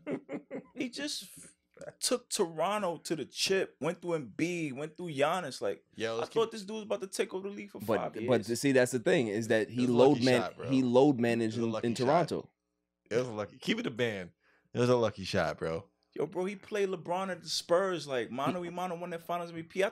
He load managed in Toronto. It started there. Yeah. It started in San Antonio when he had the quad injury, and you heard Tony Parker come out and question his injury. He said, "Well, I tore my quad off the bone, and I don't understand what's taking him so long to get back." So there was a problem. There was a problem from then that the Spurs saw, and they were like, okay, we like this kid, but there's a disconnect here in regards to what he wants to be. You know, it was okay when we had the Hall of Famers here and him here, but him being now the guy, starting to question in regards to what his leadership is, what his MO is. Like, what is your motivation? What is going on here? For the Spurs to move on from a guy like that, it's a lot. And a lot of people never talked about it when it happened. But for the Spurs to move on from Kawhi, it was like, And then for the Raptors to take the chance, and you saw him load manage, and they did their thing, and they had the run in the playoffs, cool. But I started to look at Kawhi a little differently. I'm like, you know what? Guys like Kawhi, the silent ones are always the most deadly ones in regards to negotiations and how they move. Right. And we understood that Uncle Dennis was the one pulling the strings behind the scenes. Everybody looks at LeVar Ball crazy. Uncle Dennis is pretty much up there too. You hear stories about him. So, you know, Clippers are in a tough spot, but I think they're gonna have to ride this out. They're going to have to ride this out, see what happens, and they have the new building. They'll figure it out eventually because they can be able to trade Kawhi, trade Paul George at some point, be able to get some assets back and start fresh. That's what they should do. Moving on, Moving on. Denver Suns. Who you got? I'm gonna go with the Suns, man. KD is still a force to me. Yeah. You know, I think he's the best basketball player in the world. Fair. Still. You know what I'm saying? I just don't think there's anybody that can stop him. Chris Paul is a little bit old. You talked about the bench being depleted. Monty Williams has been riding KD and Devin Booker, but I think they can put a run together. You know, and yeah. Okay. You said the world? Say again? What did I say? The world? KD? Yeah. The world? Still. I mean, a lot of people say that. Still. Really? A lot of people Still. say that. The jump shot, silky smooth. Offensively, nobody do anything with him. 7 feet, play D, rebound, push the ball. Yeah, it's nothing like him on the wing. I know there is. That's where I'm at with it. And I'm still not a believer in Jokic. Salute to him. But, nah. I know what there is when it comes to KD. It's the regret not coming to the Knicks. No, my And what I do feel is that he will never be that guy because he never fill up to the shoes that he thought he would ever fill up in. And at the end of the day, he's always going to be little homie. That's true. To LeBron. That's true. As much as you want to be better than him, you want to do all this SHI, apostrophe T, whatever it is. He little homie LeBron. He beat him twice in the finals. It don't matter. But he beat him or light skin with the hammer beat him. He was the finals MVP both times. Everybody gets that when you're that tall. Yeah. Respectfully. Let's have the conversation. The dog is still putting in that work. You can never talk to Claw about KD. He's not a I never been so salute to all smiles. I knew the people that was behind that early. Salute to them, those my homies. But to this day, he has never been him. He will never be him. And I stand on that. Interesting. Till tomorrow. I mean, listen, I respect KD, but you know, it is what it is. Barry, how you feel about the Nuggets? I think that the Nuggets are a good team, but I think that like every team that's left, they're flawed. Mm-hmm. I think Jokic is going to wear Ayton out, but I don't know if the supporting cast is going to be able to withstand that going forward. They're not a championship team to me. They're not, but they're good, but they're just basic. You know what I mean? So they might be able to get past the Suns. I think that's where the road ends if they get to the Western Conference Finals. But after the break, my irrelevant news of the week. He has changed the game, whether you like it or not. He's changed it. He's impacted the game in some fashion or form. I'm gonna find a bar mitzvah for you to go to, and you gonna turn that motherfucker out. Yeah, all the gals watching. Crack him if you got him. All the gals watching. -6. And I would like to formally welcome you to Welcome. Welcome The Grid. To the grid. To the grid. To the Grid. Welcome to the grid. And welcome to the grid. Welcome to the grid.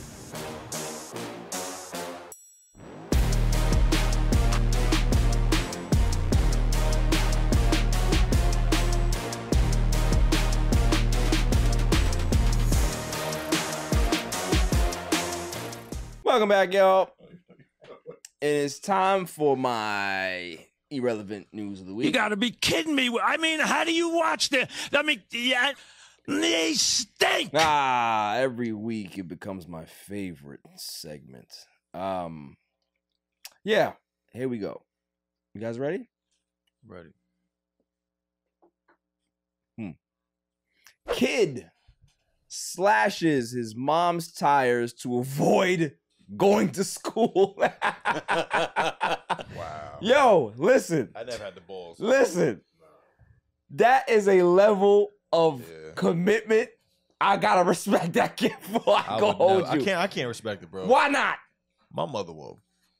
But she not gonna know it's you. My father would. Somebody found out. Well, what happened was my grandmother would.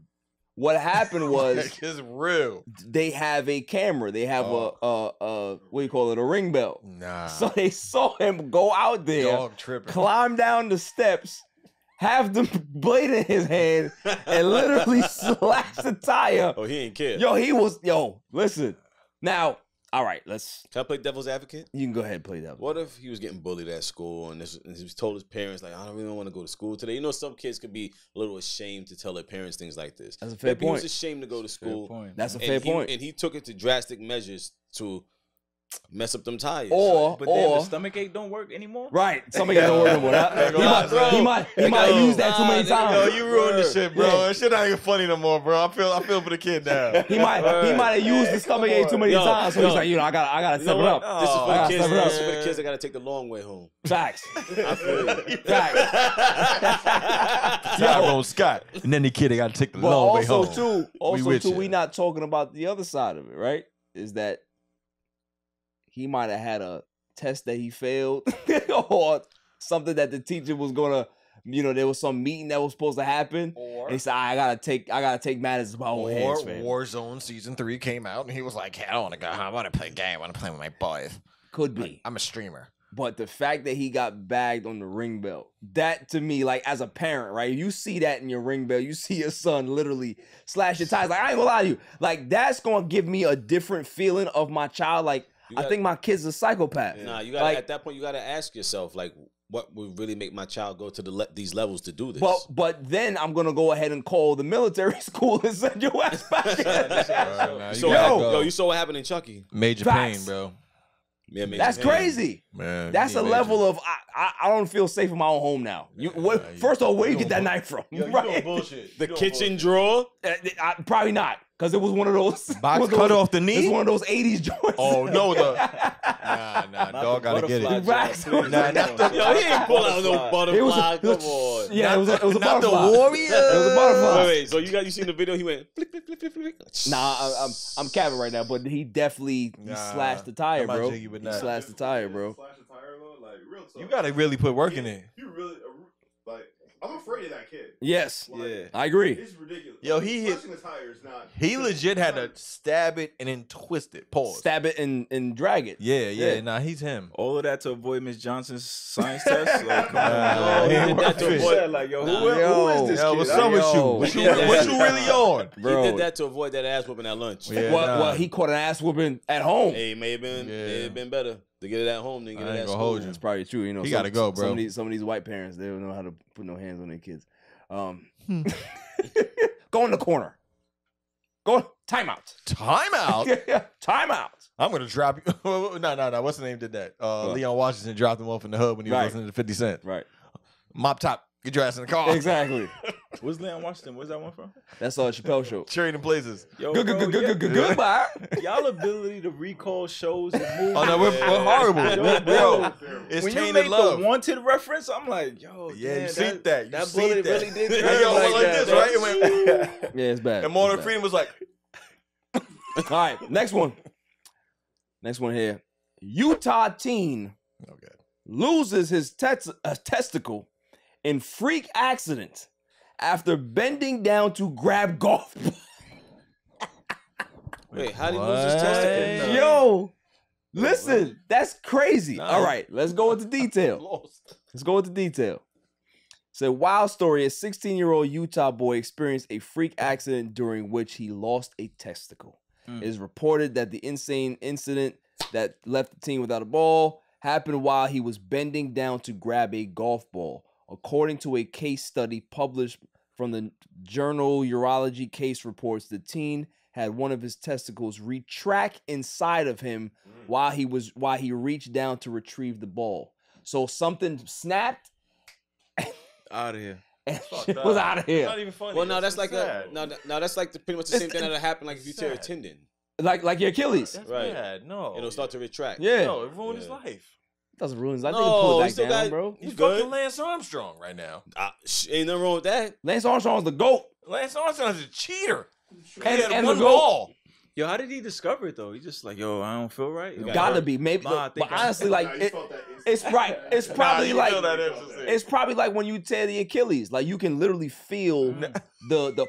Yeah, he was like, yo, ma, listen, nah, from a man who it hurts. From a man who's had, some scissors next to his nuts. Yeah, he had to feel that. Yeah, damn, son, I feel bad for him. But don't like this one. What? It's one ball hang. Like, do you feel? You know what I'm saying? Come on, hey, relax. Hey, yo, respectfully though, like you feel it. You gotta have some real sensitive nuts or something like that to happen. That's what I'm saying. And if you ain't use them yet, he ain't it's probably deserve. super Listen, sensitive. at that point, if something like that happened to you for doing something so simple, you didn't deserve to have him. I mean, I'm not going there, but you know, I feel bad for the kid. He's 16. Curveball, yeah. They can be able to fix that. But yeah, I saw that, man, and I was just like, oh nah, that's definitely that man's half sack. Definitely something for the rest of his life. Well, it's not see, really I think wrong I with got that. another one here. Hold on. What, half sack? Yeah, like you got one ball? No, I got two. I got two. I know guys with one ball. Salute. They stood on it. You remember what happened to half sack though? What happened to half sack? I don't remember. Did you watch it? Yo, half sack's a person, bro. No, you watch Sons? I never watched Sons. Oh, Sons is great. Watch that shit. Anybody watch Sons? You watch Sons at Anarchy? No. It's a really good show. What happened to half sack? Because I remember. You watch it 6 times every season. Nah, half sack. He obviously has one ball. One ball, yeah. He got the surgery to get the implant to be put in, and the implant ended up he got an infection. Word? So he had to end up taking it out again. I don't remember that part of Yeah, the show. of course. I don't understand what's the point of getting the implant. He wanted to be normal. You want to be the guy. Who's gonna know? Maybe his girl. I don't know. Yo, some people take pisses next to people and be like, right. So not knowing that, hey. Yeah, but just even I don't want to get into this conversation, but I just feel like if you're glancing over at another man's thing while he's doing his thing, there's a problem there. I agree. There's a very big problem. Like why are you glancing? But understand, like I'm not understanding. And if you're looking hard enough to realize that I'm missing a testicle, that's a problem. It's inadequacy. I don't care. I don't want to hear. Half sack is looking over because he's like, we got 2 nuts. So it was for his self-esteem, huh? Right. You feel me? As a man. Moving on. One time. Last one. This was crazy. 24-year-old woman accidentally shot in the clitoris by stray bullet. Yeah, so they while had sitting in Poor her baby. living room. Poor baby. Nah, improbable. Yo, I think it's cap, bro. Visual. Odds. You think it's cap, bro? When they showed the X-ray, you see like the bullet just sitting like right where, like come on, bro. Yeah, visuals. Yo, hold a visual, hold a mask. Yo, dude, I ain't gonna lie. That's son. fucked up. She live in the pink house. I don't know what she lives. No, because pink houses it go down. Like that story. Sitting in the living room at that. It be like that in pink houses. What do you think about that, bro? Crazy, man. So it had to like if you sitting on the sofa. It's funny because I did see the X-ray.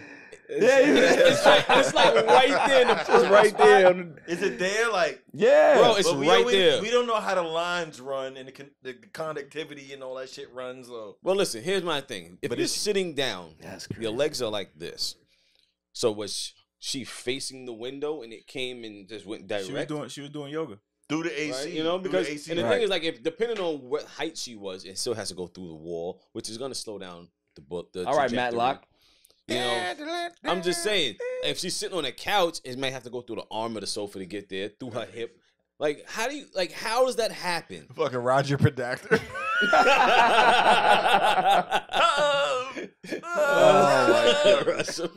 Yo, listen, that is my irrelevant news of the week. You got to be kidding me. I mean, how do you watch this? I mean, we can. We could definitely start putting that out there. Book us for your crimes, bro. Moving on. I wanted to talk about MB, but I don't care about that. He has a brace for round 2. Who cares? As long as he's healthy, bro. Stone Cold came out with a brace every night. Facts. Just deal with it. If he can be able to wear a brace and keep himself on the court, then that's good for the 76ers. Moving on. Thoughts about Ime Udoka, Will? Do we know if he's a good coach? I think he is. Why? I mean, he got the Celtics to the NBA Finals. He sure did. But that year, a lot of changes took place. Yes. Danny Ainge left from the presidency. Yes. Brad Stevens went upstairs in the front office. Correct. Kemba Walker was removed from the team. Right. So, you know, they say in academia, correlation doesn't prove causation. Okay. So how do we know what role he played in that result? And my last piece, to prove that he may be somewhat irrelevant, the Celtics are still in the mix without him. with this no-name guy, Joe Mazzulla. However, that is his coaching staff. That is Jason Tatum and Jaylen Brown. Right. I mean, but here's the thing. I think that his impact is where his impact is that defensively. You saw that team last season. They struggled in the beginning to find their footing. Then they bought into the defensive concept. Then you saw them get on that run.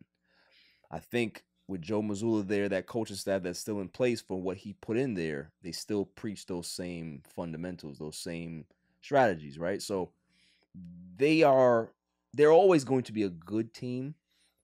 Going over the hump to win a championship, I don't know. I doubt that they'll be champions anytime soon, but they're still going to be a relevant team. I think him getting hired by the Rockets is twofold. One, he's a no-nonsense guy. It's a young team. That's what you need for a young team to be able to get them on the right path. Is he going to be the coach that gets them over the hump, or is he the transitional coach? We don't know, but I think you're going to start to see his value on the Rockets more than you would see it on the Celtics, which is what you've been questioning, right? How good is he? Because they have Jaylen and they have Tatum. How good is he? Well, you're going to see how good he is with this Rockets team, because if he can be able to develop this team and have them have that same those same defensive principles, and they end up being a good team within the next 2 years, then you'll see his value. With NBA coaching, basketball specifically, NBA, I think the greatest value of a coach is being a leader. Yeah. Right? Getting men, forget the sport of basketball, getting men to move in a different direction, getting them to buy in. Correct. You know what I'm saying? Phil Jackson got Michael Jordan to believe, yo, bro, you may need to play a little team basketball. He got Kobe and Shaq to believe, yo, they got work together. To play. Right? Ime Udoka, does he have that credibility? You know, we saw at his press conference, only one player showed up, Kevin Porter Jr., right? Is he a leader? Word is, in Boston, didn't one of his players out him for his hanky-panky? Bar with the nasty. So you coming into a young team and you looking to be credible when you just got ousted, all type of stuff going on, I don't like it. Specifically with a young team. You know what I'm saying? Because, again, I feel that position is about leadership, walking in and guys, because these is millionaire dudes. They need somebody that, like, all right, what's this dude about, son? We can buy in. All right, we believe him. Yeah. You know what I'm saying? It's no iron fist, not in the league. Nah, you got to get guys to buy in. And I wonder if he has the reputation and the resume to get that from a young group that's used to losing. That's fair. We're going to see. We really going to see how it unfolds. I'm a big Ime Udoka fan. I think he's a good coach, but I can't disagree with anything he said, because if the young guys don't buy in, if they're looking at his past and saying, all right, I'm not going to really buy into this dude because I don't really trust what his motivation is, then we're going to see what happens. He may struggle, or he may end up turning the corner and really getting these guys to say, all right, cool. Like, he's a dude that's about his business. We need to start buying in. We need to start taking it seriously if we want to become consistent winners in this league. So, you know, we'll see, man. Obviously it can go either way. It can go him being a great coach or him being a wash and then really being exposed, and then that'll be the last time that he ever gets a coaching opportunity. If this doesn't work, he's done. He's finished. Moving on. Prime time. Deion Sanders. Right. Has made big waves with the Colorado Buffs, right? That's the I never knew the name. I mean, because they're Colorado. I'll keep it real with you. Only thing Colorado rocks is the weed and the beer, of course. But he's changed around that program. He's brought a lot of eyes to that program. But what's interesting is that there's been a lot of turnover. When he came in there, he said, listen, if anybody doesn't want to be here, there's the transfer portal, right? You can be able to go because you have a history of losing. I'm going to change that culture. I'm bringing my son here, and I'm going to let him start automatically. We just going to bring this wave here. I'm going to make sure that we going to push y'all. We coming, right? That's what he said. Right. We coming.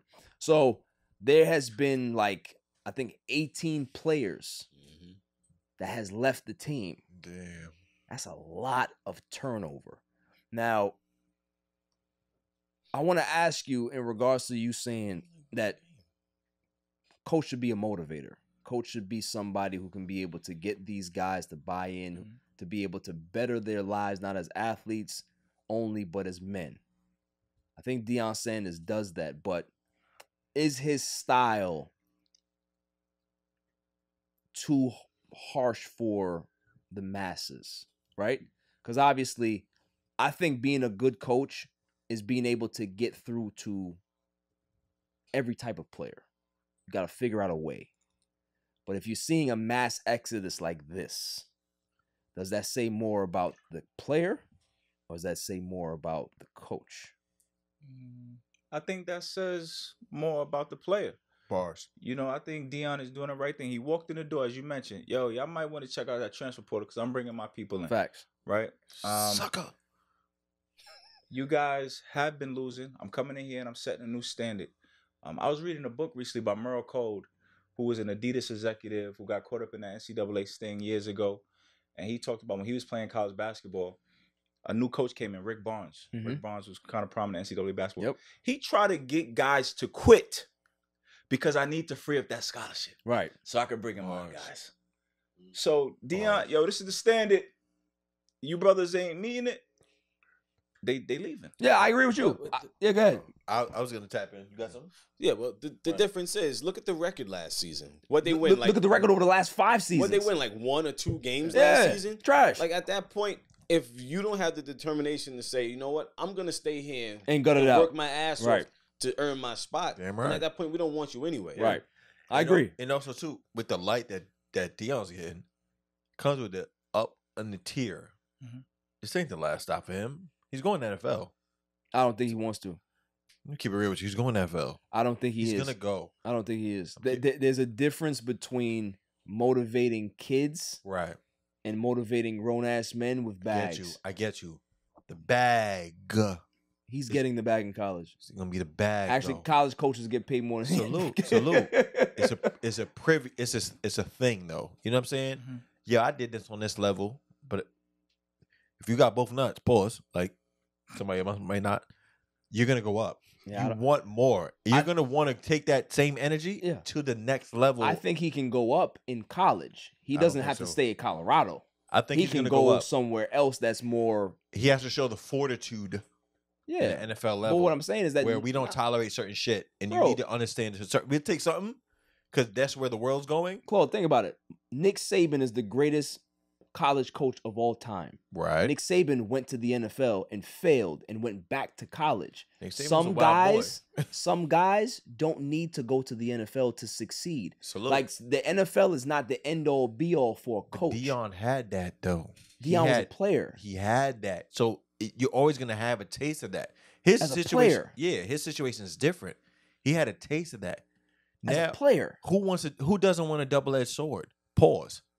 I think Deion has the ability to get it done at both levels. He wants to. I don't think he does. And by setting the standard of my team of what I expect as a coach, you got to set the standard here, and I think that's what he's gonna do. And it's gonna go that route. Yeah, I you fully don't think disagree. he already did that in Jackson State? I fully disagree. When Deion retired and he was on the NFL Network, yeah, he had that charisma. He had that ability to challenge players, but they still, that's prime.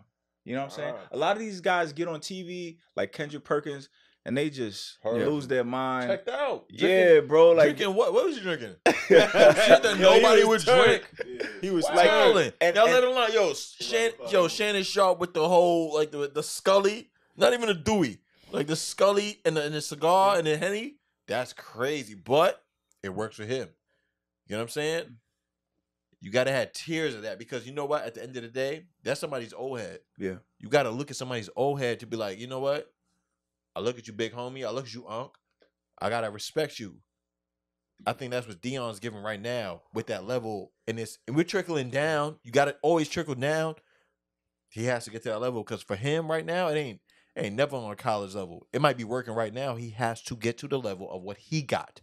What he achieved. Here's the the problem, and here's why I'm going to disagree with both of y'all. If Prime wanted a job in the NFL, he can get a job right now. No, he can't. I don't think so. Not a running back. I'm not the job he talking. wants. But here's the thing: no matter how much Prime is going to win in college, they're never going to look at him as a motivator in the NFL Until because he wins. he doesn't want it. Until he wins. I'm telling you, He doesn't want what? He doesn't want the NFL. Why not? What is the need for him to go to the NFL?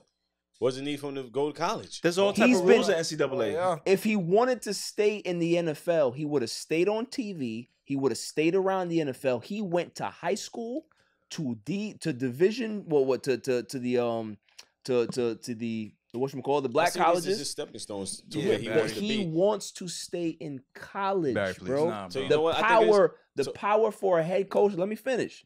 The power for a head coach is in college for what he's trying to do. He can be able to be the motivator he wants to be, control his narrative in college. You can't do that in the NFL. You cannot control the narrative in a business like the NFL because once you start to fail, they're going to get rid of you. In college, if he turns around Colorado, right? And they have 4 straight seasons where they win 9, 10 games, they're in bowl games, they win bowl games and all that shit, right? You think Colorado's going to get rid of Deion or the price goes up? Barry, you don't become the greatest player possibly ever in the sport by taking the safe road. I think he would take his chance in the NFL. I think he has the ability to motivate youngsters, but also walk in an NFL locker room where people are making more than him and get them to buy in also. I think that's his versatility. We see him motivating young guys because I think that is what the job is. And he's just banging it out. But at the end of the day, motivating young guys and motivating grown-ass men with big contracts, this is why a lot of people don't go to the NFL. This is why a lot of coaches go to the NFL and go back. They don't have the skill that Deion has. The people skill. Deion was in NFL locker rooms, MLB locker rooms. He been through it all, brother. He can get it done. We'll see. Yo. I Talk your talk, bro. We're gonna go ahead and entertain this again. But in 5 years, when Deion is still here, I keep receipts. I'm just letting y'all know. Keep the receipts. I keep receipts. I wasn't rocking with you with the Aaron talk, but right now, yo, bro, we can hug. We went from a dap 2 minutes ago. He's not going to the NFL. There's no reason for him to go to the NFL because at the end of the day, why is Nick Saban not in the NFL? He has to. Nick can't get it done. He don't know what it is to walk in the room and get people to buy in. Then why is Alabama successful? Because it don't matter. Because he has that authority in college. He's not on equal footing with the kids. He has that power. They scared. Yo, this is my path to the NFL. A pro coach, can you get guys to buy in when you may not necessarily have the leverage? That's a different type of skill that I think Deion So we'll has. see. We'll see. We will see. And he has a taste But of I'm it. telling you right now, Deion is going to want to stay in college to go to another big power school. That's what he wants. That's where the power is. If he can be able to find his way to an SEC school and turn that around, that's where the power is. I'm telling y'all right now. But we're going to see how it goes. We're going to see how it goes. Moving on. What do y'all feel about the Giannis presser? I love it. I loved it. I watched that shit 6 times. You know the thing is, Giannis is one of the most classiest basketball players in the NBA right now. Yeah. You know what? Yo, I don't want to get personal. Hold that thought. Shit. All right, We're going to go to break, the last break, and then we're going to finish off.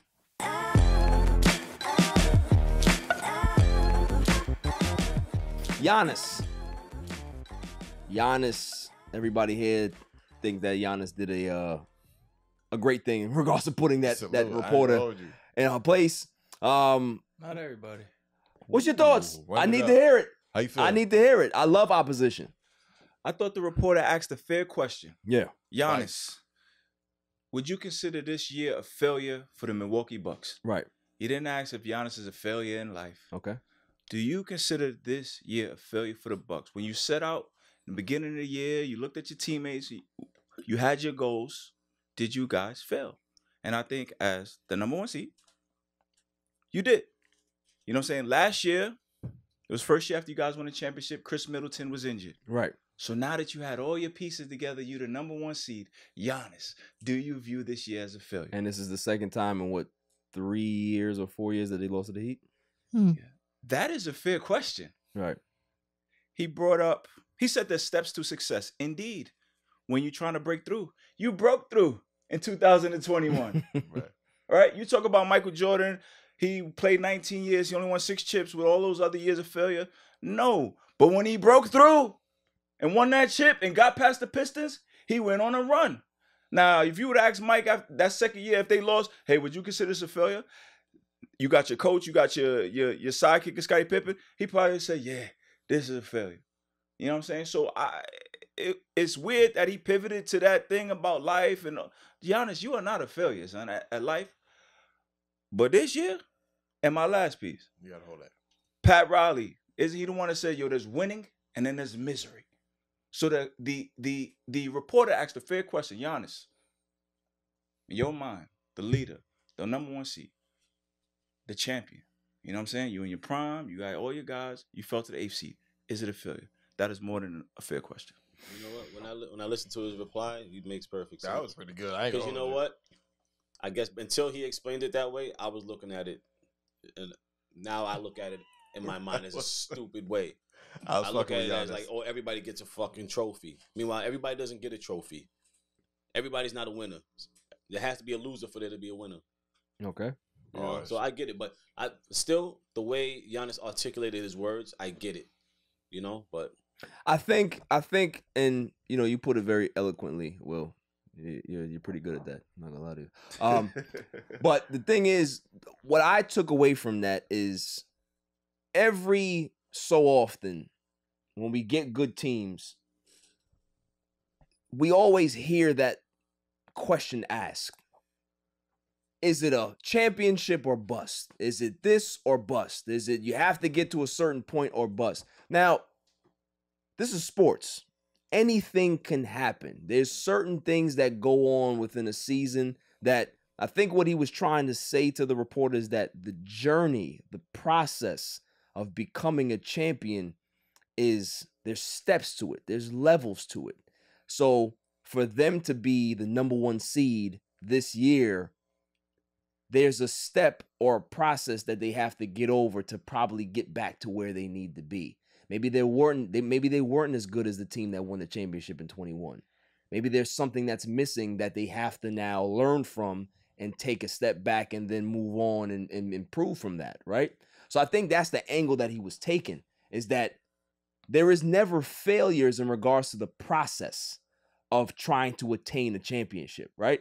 Because even if you are the clear-cut favorite and you win 67 games that year, but you lose in the finals, you still won 67 games. You were still a great team. You still did great things. This is sports, though. Nothing's guaranteed. Nothing's guaranteed, but the media tends to always make it very black and white. If you're the best team, you have to win. Not necessarily. Not necessarily. So I think he was kind of trying to shed light on this is a process. Like, yeah, we lost, but there's a reason why we lost, and we're going to be able to get back in the lab and understand why we lost, and I guarantee we'll be back here better next season. So for him to say it's a failure, no, it's not really a failure, because us losing is now going to have us understand why we need to get better. It's a process. Anybody can tell me what the Bucks record versus the Heat was in the regular season? Do we know? I'm not sure. But I think that we can honestly say that the Heat own the Bucks. They own them. Jimmy Butler owns the Bucks. This was the first time I feel on the throat. Giannis felt the pressure. Yeah. Well, he felt the pressure in the bubble too. Of expectations. I felt that's what that was. Like, and when he finally broke through, for the most part, he's been the cool guy, the up-and-coming star that's on LeBron and KD's heels. Mm-hmm. Now, you're the star. He's the guy. Yeah. And I felt that was a little, we saw that frustration come from him in his speech. Yeah. You know, that was equivalent to LeBron James in Miami Heat was like, oh, you guys got to go back to living your lives. You know what I'm saying? After they lost to the Mavs. That moment for him. It's a good point. At that point, I think anyone's going to feel passionate. Yeah. You know, at that point in time. You want to defend your organization. Right. You want to defend your teammates. You want to make sure that, you know, they know that you have their back in regards to saying, if I come up here and say that, yeah, it was a failure, now I got to go back and speak to my teammates. They got to look at me and say, oh, so what? We're failures? We're not up to your standard? Like, that's a different energy that you don't want to deal with as a leader. So you want to make sure that you put that out there and say, this is the journey, this is the process. It might be true, there might be some bullshit in there, but that's what he has to do as the leader. And I understood the stance that he took, and I wasn't mad at it. I wasn't mad at it because it's something that we don't hear enough. I respect it for him being the leader of the team. He took that on the chin to be the leader of the team, and literally going into defense of understanding the process of someone making that type of statement, knowing that, yo, look, Jordan did this, but it didn't always work for him. Right. And also, too, just to piggyback on what you said, Claude, that's a good point, is that what has the media done within the last 25 years, Will? They've twisted the narrative in regards to what they deem success is. If you don't win championships, you're a failure. I don't think that's fair. It is fair. I don't think that's fair because and I salute you. The media, they are rational. They write feel-good stories. Right. They understand. They sell topics, bro. But they understand when a star is budding. Right. They don't irrationally place expectations on. You sure about that? They don't put real life on those topics. Put it like that. They're responsible. I think we give the media a bad rap, but they are responsible. I go back. Are they responsible when it happened to Zion? Were they responsible then? Nah, chill. What they do to Zion? That they called him the savior of basketball? Chill. That he was going to be the next LeBron? Expectations, bro. Oh, that potential may be there. You think your second wife is the best wife? It's not work. But hold on, let's see. Like who's somebody they write glowing pieces. They understand when a star is budding, fledgling. Like the expectations are not heaped on them yet. That's why we said with Giannis, yo, the Greek freak is coming. Yeah. Yo, when he lost to Kawhi, when Kawhi was at Toronto, who we was talking about earlier, yes, ain't nobody was like, yo, he's a failure. Because it wasn't his time yet. Right. But now you already crowned champion. It's his baby. You giving us Disney movies. What's good? Right. So you know English now. Yeah, the media, I think they get it better. That wasn't irrational. But once you broke through, we like, what's good now? Okay. So I mean, listen, look, both sides I think make fair arguments. Claude, you did a good argument, bro. We live. We talking the same lingo, bro. we looking at a next clip right now. We was talking about when KD and James Harden and Russell Westbrook was on their way while Kobe and them still had the West. It was a feel-good story. Like, snap. You felt that. It wasn't like when they got bounced. You would have gave the 10 cents to the kid that needed a pair of socks. Yo, what is this guy talking about? Is that Frank? Real. It's the That's same Frank. energy. Is that Frank? That's definitely We're not there yet. We're not there. We almost there. This is for law. This is for law. For law. But nah, I agree with you. I think there's a level of expectation that comes with being who you are, right? Giannis is now looked at in that great of all time category. So if they're good, they need to push through. They need to be able to get over adversity. And for you to be the number one seed in the Eastern Conference was like 4 out of the last 5 years, and you only have one championship to show for it. There's going to be pressure now to be able to say, and I don't even what's think up? they asked him that last year because his sidekick was injured. Right. See, again, I don't think the media is around. Yo, Chris Middleton, dog, we can't expect you to get that done. Yeah. But this right here, right. What's up, my boy? You supposed to get that one done. Yeah. At least to the next round. Yeah, they had a winning record. Now listen, like I said, I like the fact that he finally showed some emotion, right? Hey, listen, you know you're not going to talk about my team like that. But I love that press conference. Facts. He said, "Yo, you mean? Hey, look, I don't want to get personal with you. Look, hold on. You work every year. You don't get raised every year. hold on, wait. Look, Michael Jordan. Nah, but you know what? Like usually, normally when you look at Giannis, you see this big kid. Yeah. You know, smiling, my nephew, bro. Appealing, you know, but firsthand. He has to be a man now. Yeah. So like I get it, man. By the way, breaking news. I just want to give you a score update. Lakers and Grizzlies are in a dogfight, y'all. You want to know the? You want to know what the score is, Bang? What is it? 47-74. Dogfight, yeah. Beating. Pitbull and Chihuahua dogfight, yeah. So they going home. Was at Dylan Brooks going home at halftime. Right, the NBA went to. Oh, okay, that's what it is. We go. My man with the hammers. It was like, yo. Got you. Here's 250, boy. What's up? Yeah. Moving on. Moving on.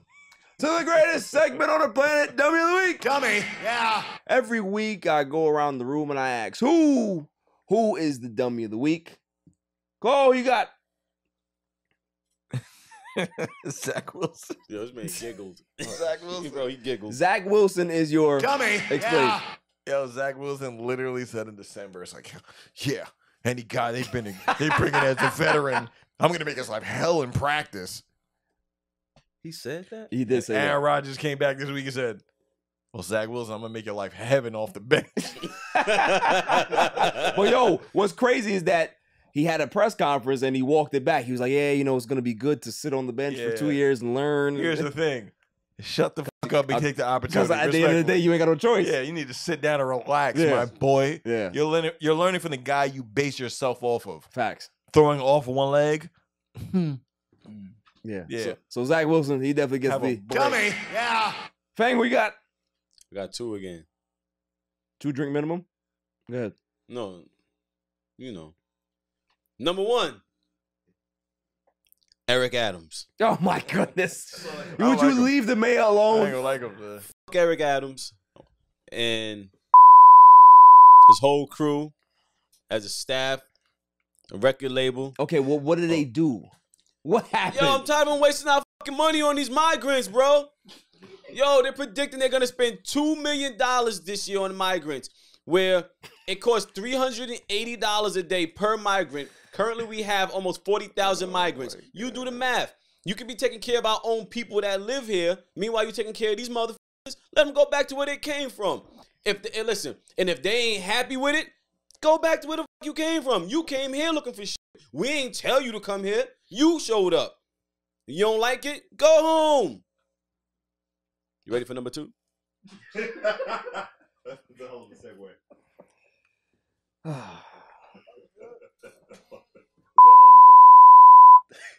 Next one. All right. Oh, this one's gonna be good.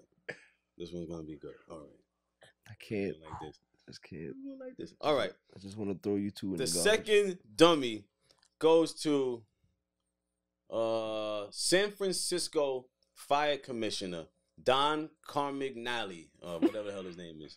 It's Italian. Yeah, same shit. Whatever. Yo, this guy's been going around for 3 years, finding sleeping homeless people and macing them with bear mace. Oh, that's crazy. To sleeping homeless people. For what? Because but guess what? He maced the wrong one. Oh, got tuned up? Guy got up and whooped his ass. Wait. And then he complained to the police about it. Oh, he ran to the cops? Wow. Yeah, you definitely gonna get the dummy. Yeah. Got tuned up and ran to the cops after you've been terrorizing people? For 3 years. So how did they find him? They said, like... This video. Yeah. So there's video, okay. Yeah. Because bear mace can kill people. Yes. That's crazy. Yeah. Bear mace? Bear mace, yeah, it can kill people. Bear mace, yeah. Bear mace, yeah. Serious. Phil, you got? I don't know if I have one, but I heard something on the news today, which I thought if you make some good money and you live in Brooklyn, you probably feel like a dummy if you drive a car. So there's new legislation where they're trying to pass tickets for parking tickets, right? They can run your license plate when they give you a ticket, and based upon the income that you make, they tier your ticket. Oh, that's crazy. Like, you don't make a lot of money. Oh my god! Like $100 tickets probably $6. It's probably financially cripple you. Yo. But if you make 6 figures, you could probably get $1,000 parking ticket. I blame the Nets. That's Fuck crazy. that. I blame the Nets. Yeah, hell Sorry, yeah. sorry to cut you off, Phil, but you know why? This is because of Mayor Eric Adams. If he wasn't giving all of our money to these migrants to stay in hotels, yo, the migrants, they're on vacation, they're living in our hotels. Meanwhile, there's people here that can't pay to go on, they can't afford a hotel. Meanwhile, they're getting to stay there. They get all this shit. They get amenities. They give them walkie-talkies. They give them cell phones. They give them computers. Meanwhile, people here don't have cell phones or computers. What are you talking about? Fuck these people. Hell yeah. Moving on. Jim, who you got? Why the NYPD? So this video, this dude's recording the cops, and he's like in an argument with them, and the cop starts throwing up sets. I saw that. Yo, I saw that. Word? Grrr. Roger Goodell. Grrr. Wow. So did he get fired? Will fucks Yeah, so he definitely get the dummy for that one. Dummy. Yeah. That's bad. Nicole, what you got?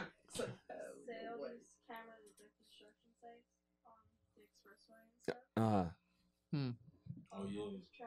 Fucking Tesla can't go 39.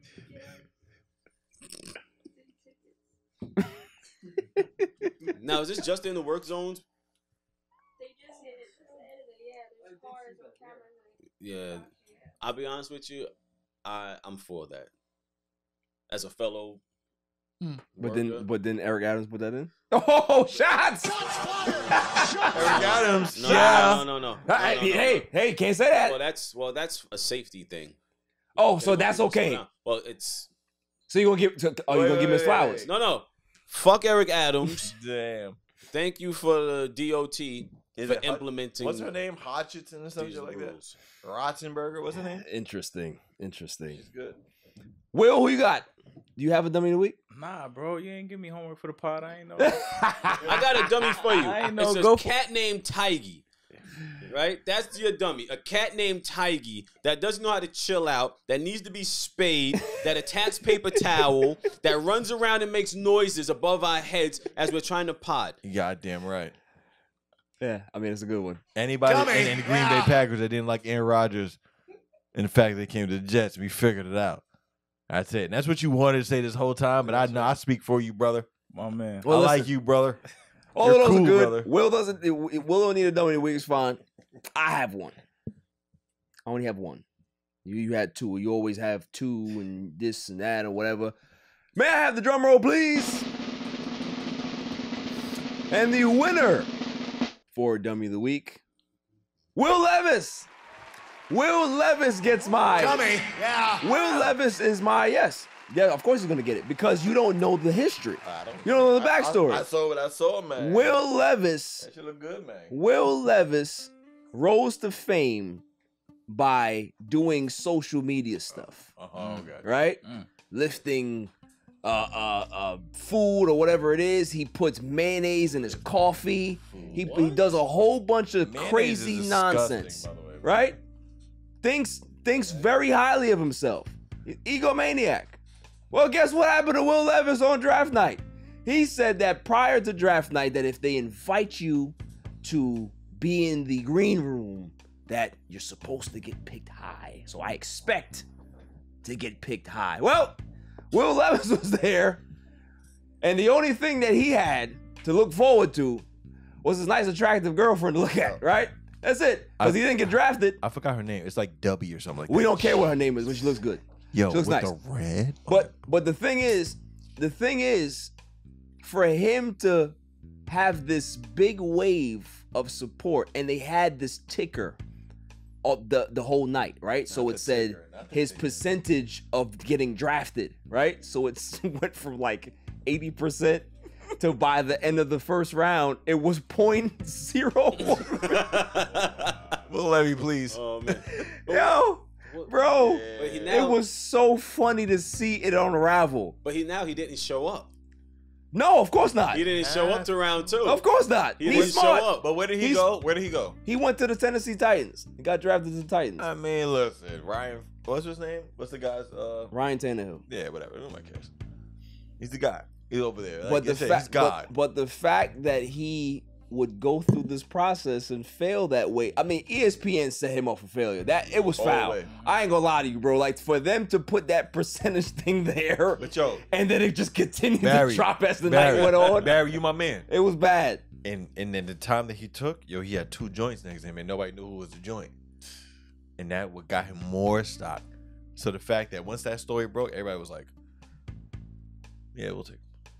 Yeah, but he still had to wait in the second round. He wasn't the first. It's better than CD Lamb. CD Lamb was good when he took his phone back from Shorty. He was like, "You're going to." Yeah, but CD Lamb was the first round pick. It don't matter, boy. It does matter. It does. It does matter. CD Lamb could have never took the phone back, and CD Lamb did that, and that's why. Okay, thank you, thank you.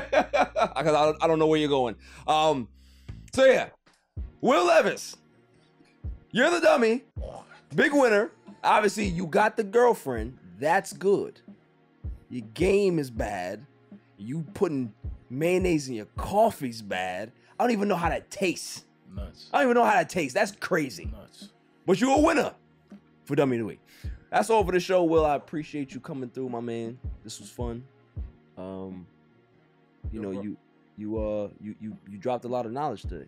Yo, bro, I appreciate you having me. Nah, for real. For real. I put the message in. Yo, I told him.